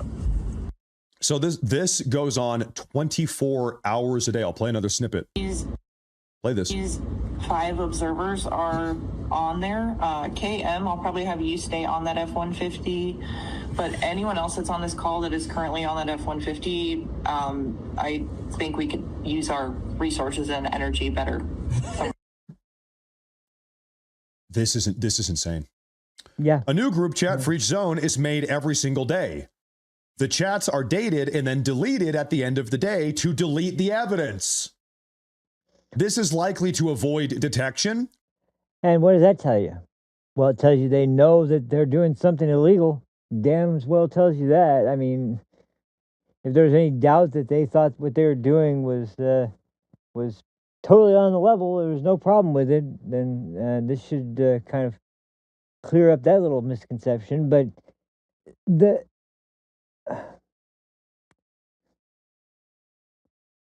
it's unbelievable that people are this engaged in something like this to prevent the deportation of illegals. But why is that? Well, it could be because you have one half of the country's political one of the 2 primary political parties in the country using the same language that is very much by 100% deliberate purpose to rile people up into believing masked men are rounding people up, snatching people off the street, shoving them into unmarked vans, and shipping them off to foreign torture dungeons. You don't use all those words like that unless you are trying to evoke a response like this. Like a bunch of lunatic fucking LARPers who are going to they're going to take matters into their own hands. They're going to dole out their form of justice. These fucking clowns probably have never done anything physical in their life, which is why they, always seem to get their ass kicked when it comes to actually any kind of physical confrontation. And the only way they can succeed is if they either are armed with a fucking firearm or they crack someone upside the head with a cheap shot or while they're already on the ground.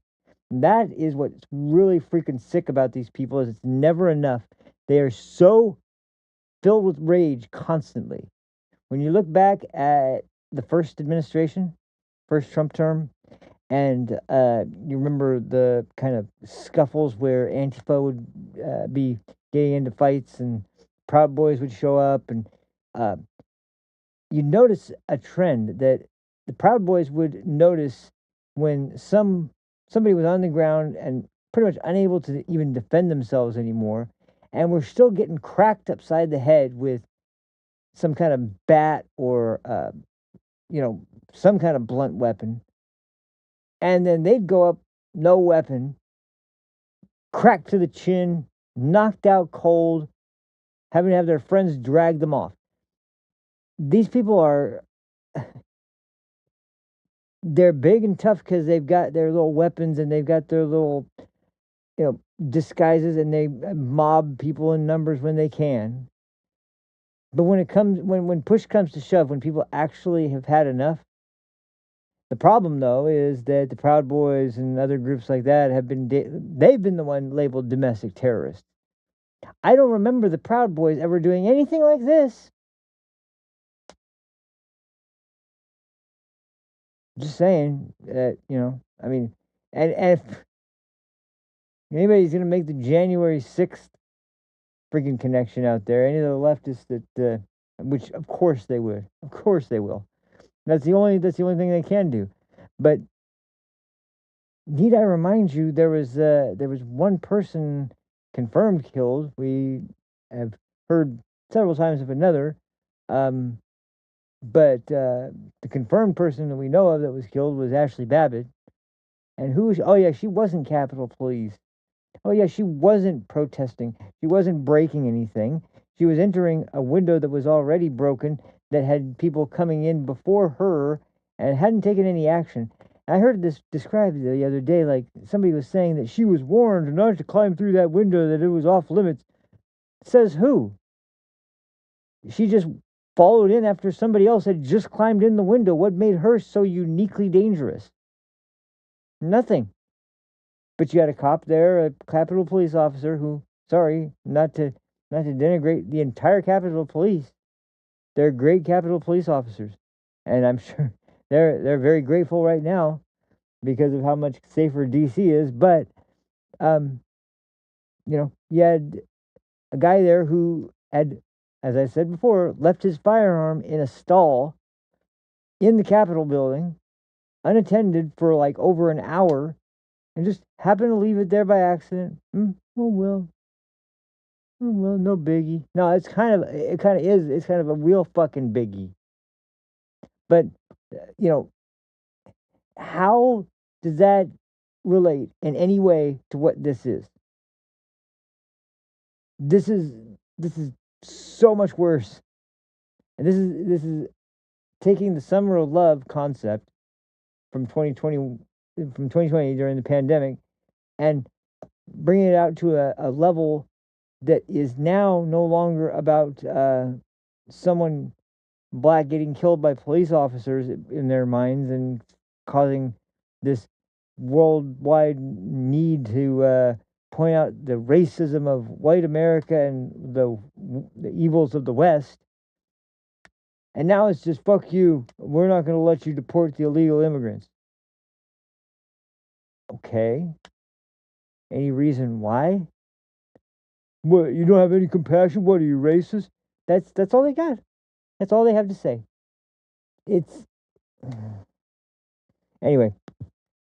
Let's hear record keeping and consequences. By midday, the group chat hit maximum capacity, 1,000 people allowed by Signal, and people who are not chasing federal agents are asked to leave to create room for more people who are actively tracking federal agents. Thousands in just one little area. The dispatch calls also reach maximum capacity constantly. It's believed it's 50 people maximum, 50 people per voice call, which means at any given moment, any given time in each small zone, there are 50 people in a voice chat chasing federal agents. Here, an observer calls out a possible agent, but says she's just out walking her dog, so she can't continue on. Dispatch called for backup. Also below is a message indicating that local PD may get involved if ICE, quote, hinders public safety. ICE is hindering public safety. Yeah. The police called back and said ICE has jurisdiction and to call them back if they hinder public safety. So they're talking to the police every step of the way. Mm-hmm. Potentially even working directly. I don't know. Is it possible they've gotten members of the Minneapolis Police Department in these calls? Helping to subvert ongoing federal law enforcement operations? Think so. I think so. So they discovered that Cam Higby had infiltrated them. Yeah, unfortunately, he's got more dispatch audio. Oh, let's listen to this one here. Take a listen. The person that just asked for a plate check a minute ago that said 218 AF.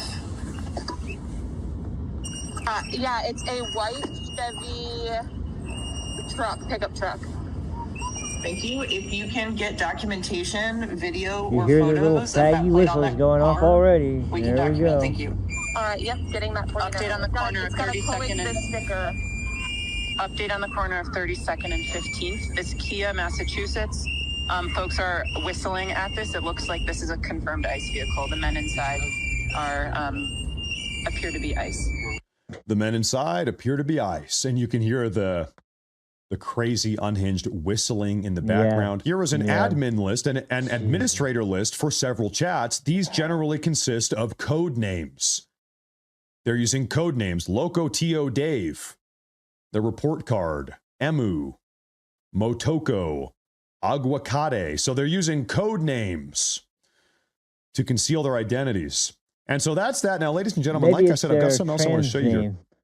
Other independent investigators have been sifting through these lists of names. You saw that big list of names. Well, here we go. Some individuals, big name individuals, have already been identified. I want to introduce you to some of them here. A woman named Amanda Kohler, who is a former Tim Walz campaign strategist, has been identified as one of the administrators of this group, a former Tim Walz campaign strategist, working with the Tim Walz administration campaign, is one of the key leaders of this group. Of course she is. Numerous messengers indicate that Tim Walz himself is working directly with the group. So he has not been identified as being in the group himself, but messages from the group have confirmed that he's working with the group regardless. That has been exposed. I also guarantee Jacob Fry is as We also have seen maybe not hands-on, numerous but he is Tim Walz campaign aware of staffers this and political helping him, operatives without a doubt, linked up with Tim Walz are inside the group. Numerous Minnesota state representatives, like State Representative Alex Falconer and Representative Brad Tabke, Democrats, Minnesota state reps, are in this group. Allegedly. This is all coming out, independent journalists. Numerous Minneapolis City Council members, allegedly Jason Chavez, is now been reported as being a part of this group. Allegedly. It's all independent journalists are now reporting on this. It's coming out. It's all over Twitter right now. This is now being reported that two Minnesota state officials and Amanda. Now here's the big fish. Here's the real bombshell that's like lets you know how deep this goes, and this is why I say there's no way Tim Walz is not at least helping to orchestrate without being directly hands-on involved. Because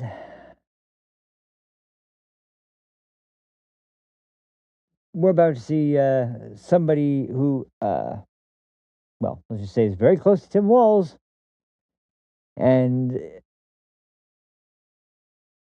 would be communicating with him in pretty much any political function that was going on in the city. Because who are we talking about? Are reportedly identified in a leaked signal chat that's part of the federal investigation into anti-ICE activism. Here are the photos connecting the actual user names, and we had already discussed how they're scrambling already. And if you think that's crazy, listen to this. Flan has been exposed. Peggy Flanagan, the lieutenant governor of Minnesota, is in the signal chat. The lieutenant governor of Minnesota is a part of this bullshit.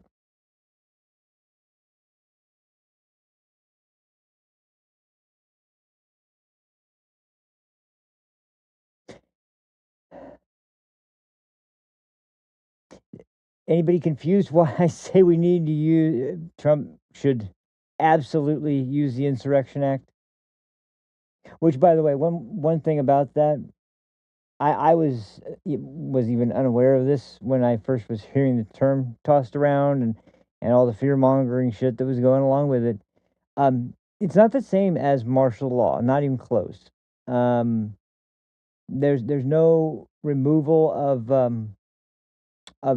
a jurisdiction that police might have. It's meant as a way to bolster the defenses of a city from an invading force, which in this case, invading a group of people who are not in the country legally, and they know where they are. There are numbers that I was hearing today where there's something like 12,000 or maybe even less than that people have been um, uh, deported from Minnesota. Texas, who is honoring ISIS detainers, keeping the people who were arrested in the prisons when they find out they're not an American citizen, honoring the detainers, not releasing the criminals back out onto the street. Anytime they find someone who is an illegal immigrant, they are offering them, still in place.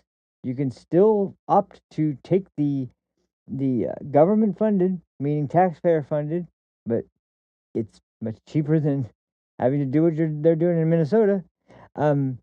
They're still offering them the chance to, if they're not convicted of serious crimes, they're still offering them the opportunity to self-deport, take the money, go back, take the free flight, go back to your home country, and you won't have the door shut on you forever for re-entering the United States if you go about it the right way. If you actually apply for citizenship, you won't be deemed ineligible if you self-deport. That is, once again, goes to the benevolence of the United States, the understanding this country has that we are the leading superpower in the world. We are a country that tons of people aspire to go to because of the level of actual self-determination that does exist. As corrupted as it may be, it still does exist. And that's great evidence to the fact that we want people to be here who have a genuine desire to be here and to be a part of this country, and not as I said before, not a Black American, not a Mexican American, not a Asian American, but they're Americans. When you boil it down, that's what they are. They are Greeler. Greeler.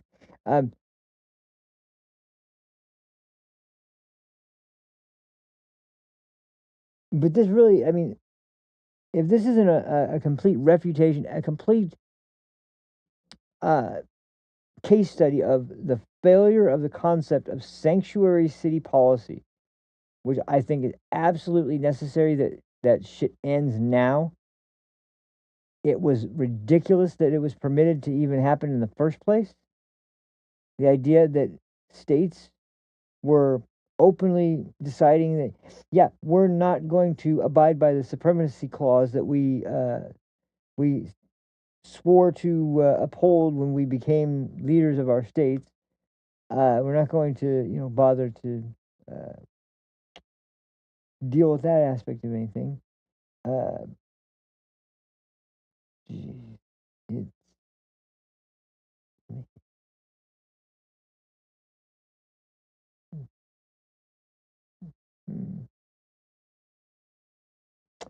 It's, I'm dumbfounded. I'm dumbfounded by how deep this goes, and the levels.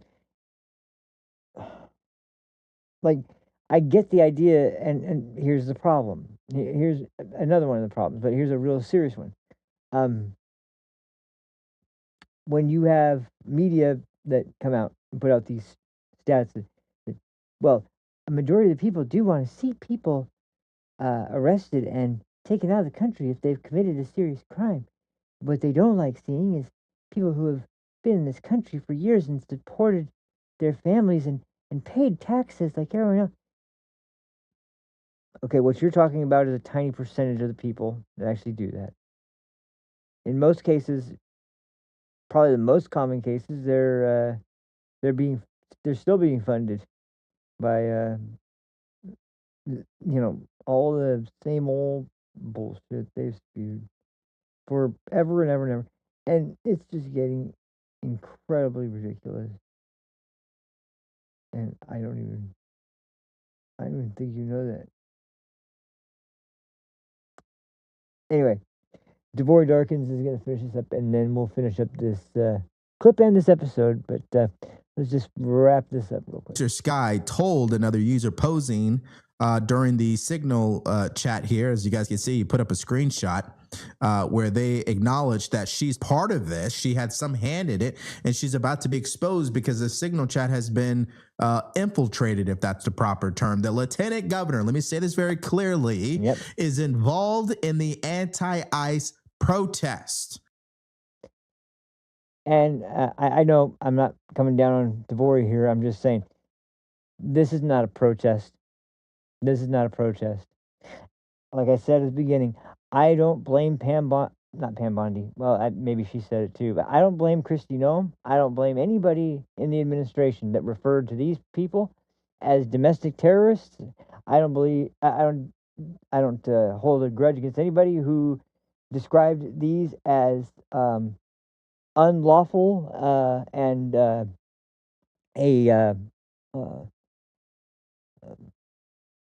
willful act of insurrection.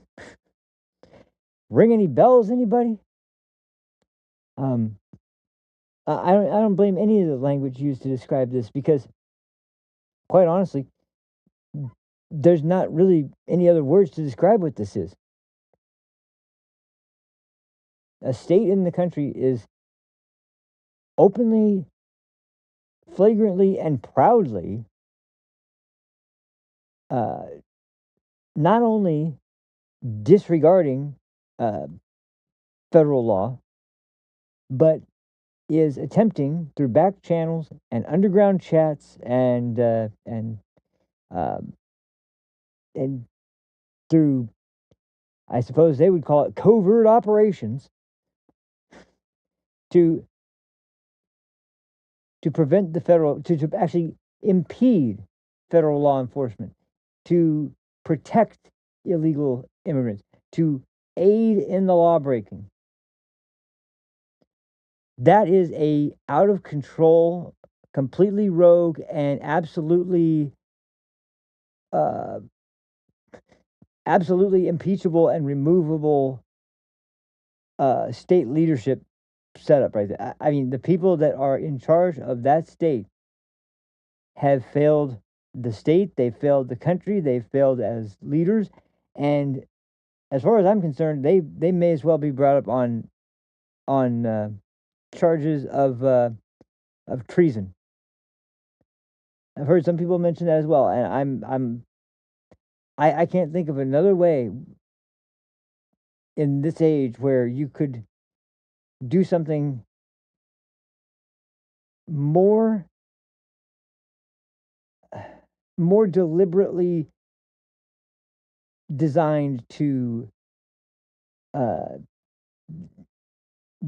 completely remove the will of the American voters, which, wondering why you're seeing people who have no record getting arrested. I'll tell you why. It's because of shit like this. They're blocking. If ICE has someone they're trying to go after, you remember not too long ago when they broke into that ICE car and stole documents that were in the car about most likely people they were looking for within the state? How much you want to bet all the people on that damn list were contacted and alerted and like, hey, ICE has got you on a list and they're looking for you, so you might want to lay low. You might even want to leave the state if you don't feel comfortable. Don't worry, I'll be able to help you out with that if you need any help, Mr. Child Rapist. I'll help you out.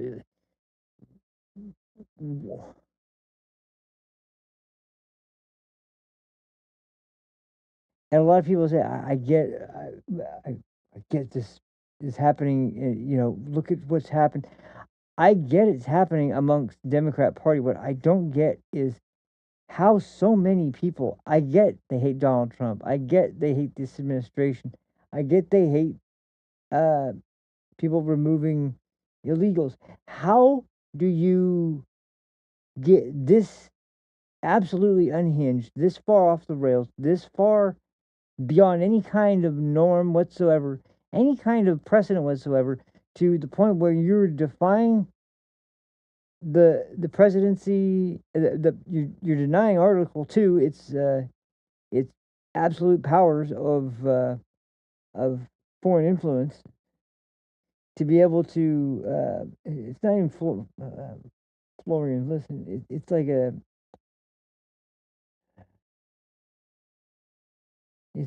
There's a few of them. I'm gonna have to go with that one. That's the one I'm gonna go to. Anyway, no, this is beyond anything I know I've ever seen and I've ever heard of in the country ever happening, and it's just so amazing. You know, look at all this. Look at all the information surrounding Minnesota. Was the staging ground for what would kick off the Summer of Love in 2020. Lead to things like Chaz or Chop or whatever the fuck they want to call it. Led to things like that. Led to a ton of people being killed. Led to a ton of black people being killed as well by other black people and by police officers and by anyone else who would be able to stop a threat like, I don't know, freaking massive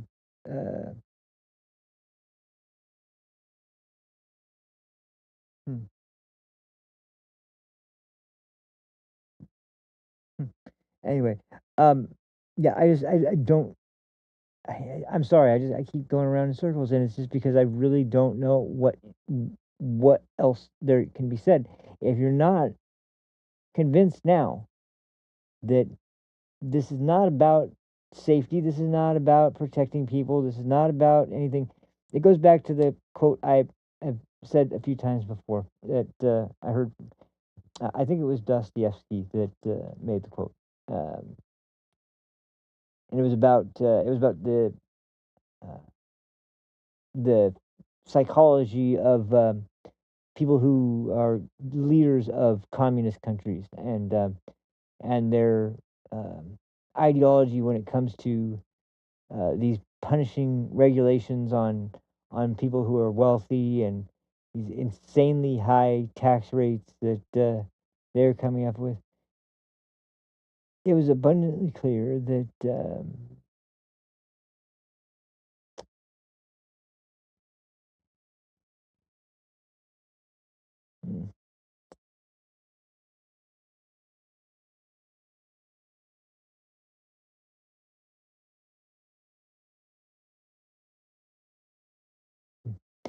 anyway, yeah, there's that's really all I can think of to do about it. I mean, if you guys can think of any other better way, sorry, I was getting the smoke. If you guys can think of anything else that can be done to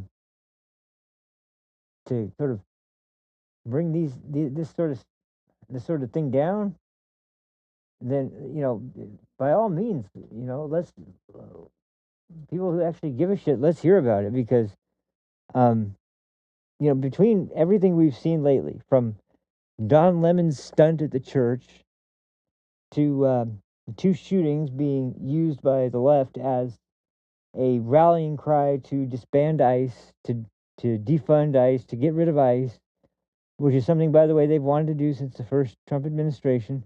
They had them pretty well under the thumb in the Biden administration because they weren't about to let them do anything that would involve enforcement of the what do you call it? The actual limbs of the crab. But this is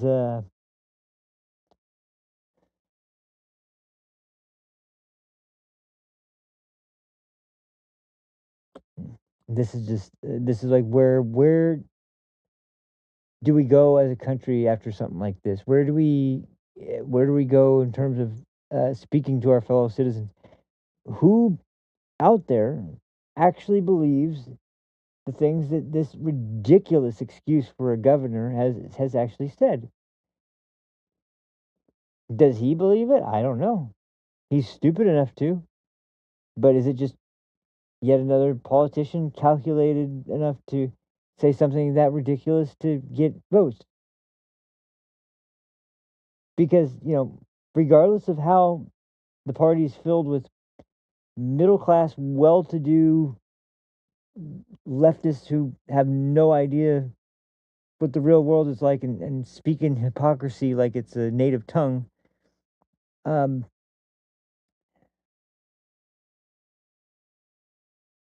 I don't know. I don't know what you do, unless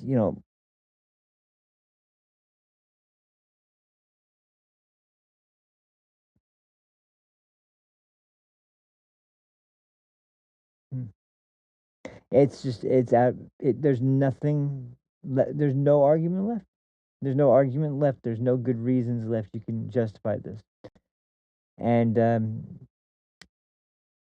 uh, like I said, it was obvious that this was going to escalate to a level that was going to be really bad. But when the left was in control, I mean, people forget this too. Never forget, whatever you think of Joe Manchin and Kirsten Sinema, it's fine. It's relevant. You can hate what they believed and the things they voted for and things they supported, but similar to Mitch McConnell, who saved this republic from a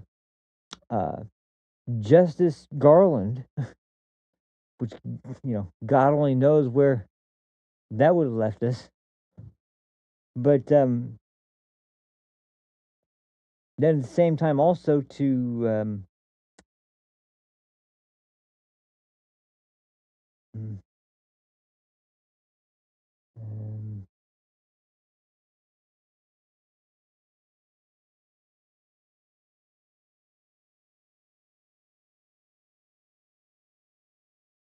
anyway, I kind of am tapped out. I can't think. I really genuinely can't think of anything else to say. I wish I could.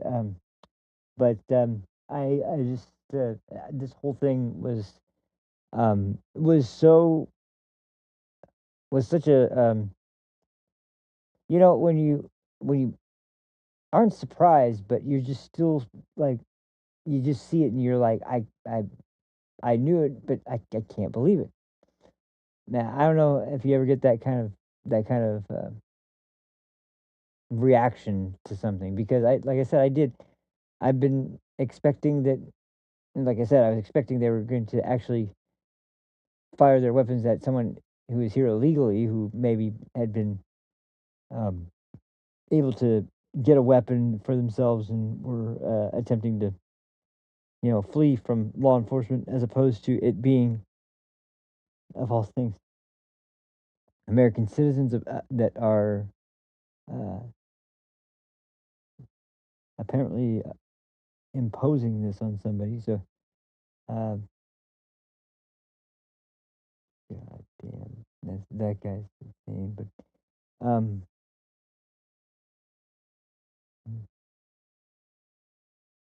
yeah, I can't even fathom it.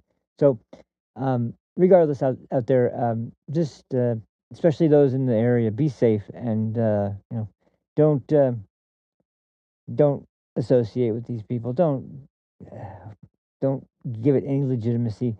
Um, as far as the administration goes, I feel like Dan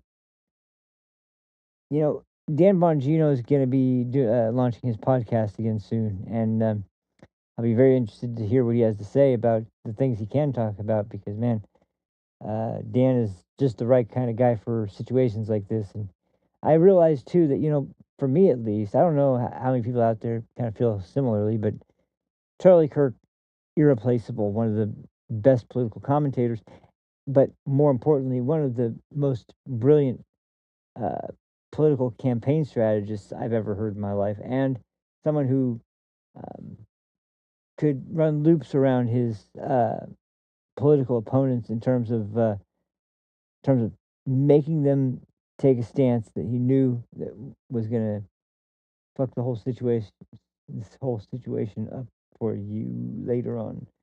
I don't believe that there's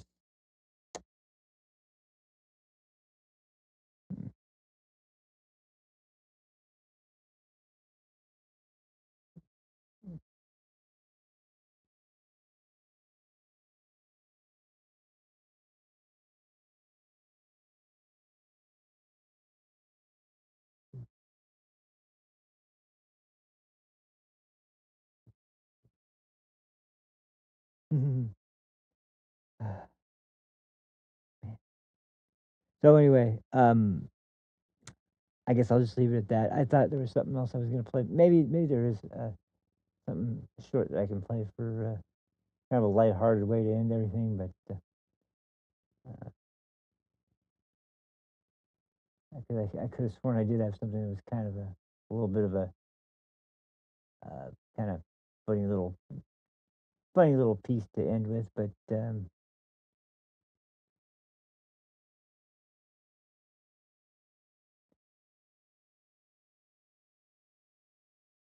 and it probably wouldn't be as well received as it is now. Nah, that one's more upsetting.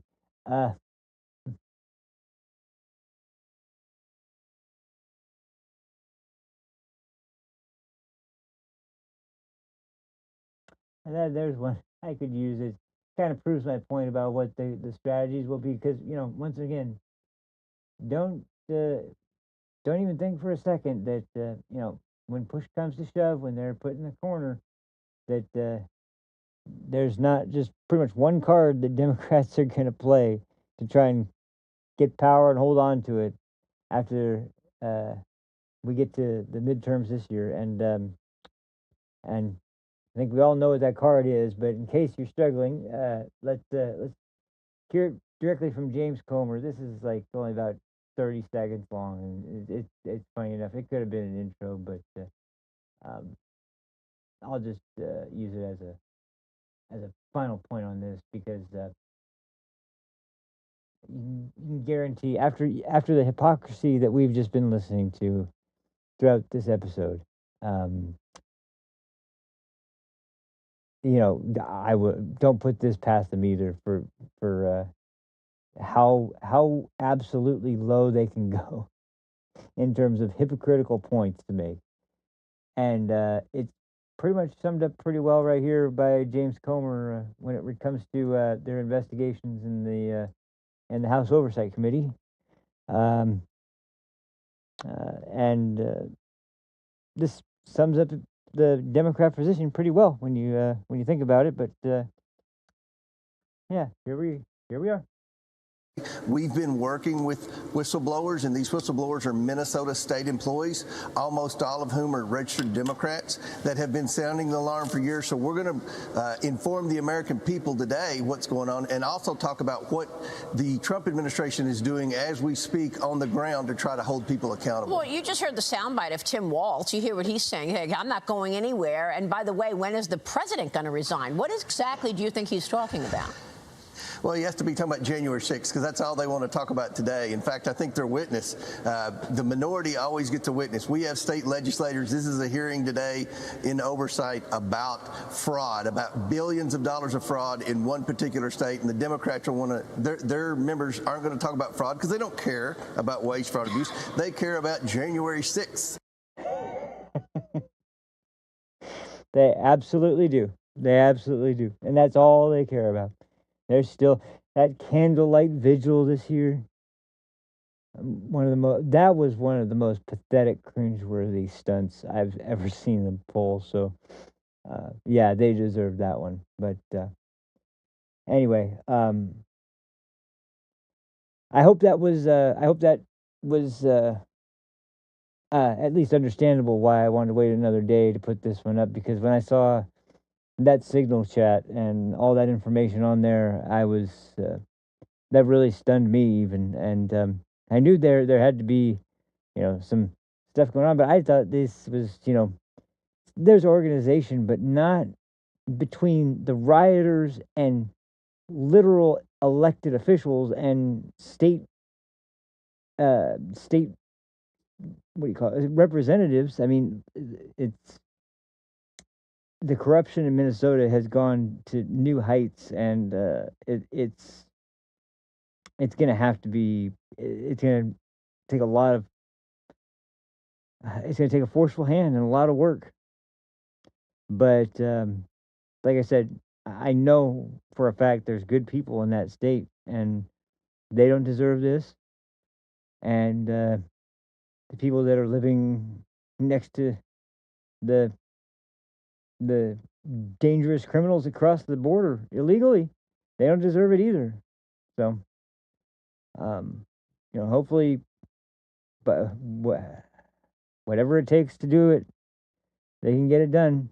The Insurrection Act, or enough pressure finally put on cops that supposedly swore to protect and serve the people of the state, not people who aren't even residents of the country, let alone the state. So hopefully we start seeing a little bit of a change of heart there too. But for the meantime, I just have to see where things go. But more people need to know about this, and by all means, check out Devory Darkins, check out Black Conservative Perspective, check out the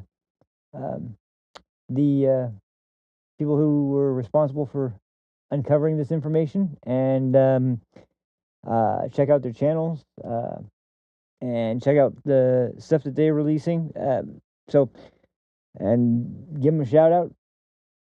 They do great work, and I get a lot of good tips from watching them. So yeah, check those out. I want to make sure I give a shout out to those guys and point any traffic that direction. But that'll do it for me, guys. Thanks again for watching. This one was crazy. Sorry for getting a little heated there. I hope you guys understand. But anyway, I will be back as soon as I can. I can't say for sure. This time I really can't say for sure. But it'll hopefully be this week. Things are starting to kind of look a little bit more up as far as things are going. But I need to actually start making it a little bit earlier, because this was kind of borderline. If I can make it a little bit earlier, I think I get enough eyeballs that really motivate me to come back as soon as possible, because it really has been overwhelming, the support that has been coming in. And like I said, it might not seem like a lot to people out there with huge followings, but to me, who's never had any kind of following on any kind of platform yet, it's really energizing. It's really refreshing. It's really exciting, and I appreciate everyone who takes the time to check out the channel. So thank you guys very much. I really appreciate it. Take care of yourselves. Have a good one, and I'll see you on the next one. Till then, peace. In 5, 4, 3. That's tomorrow, and that is it for us today. And we will leave you with I can't do it. Okay. We'll do it live. Okay. We'll do it live. Fuck it. Do it live. I'll write it, and we'll do it live.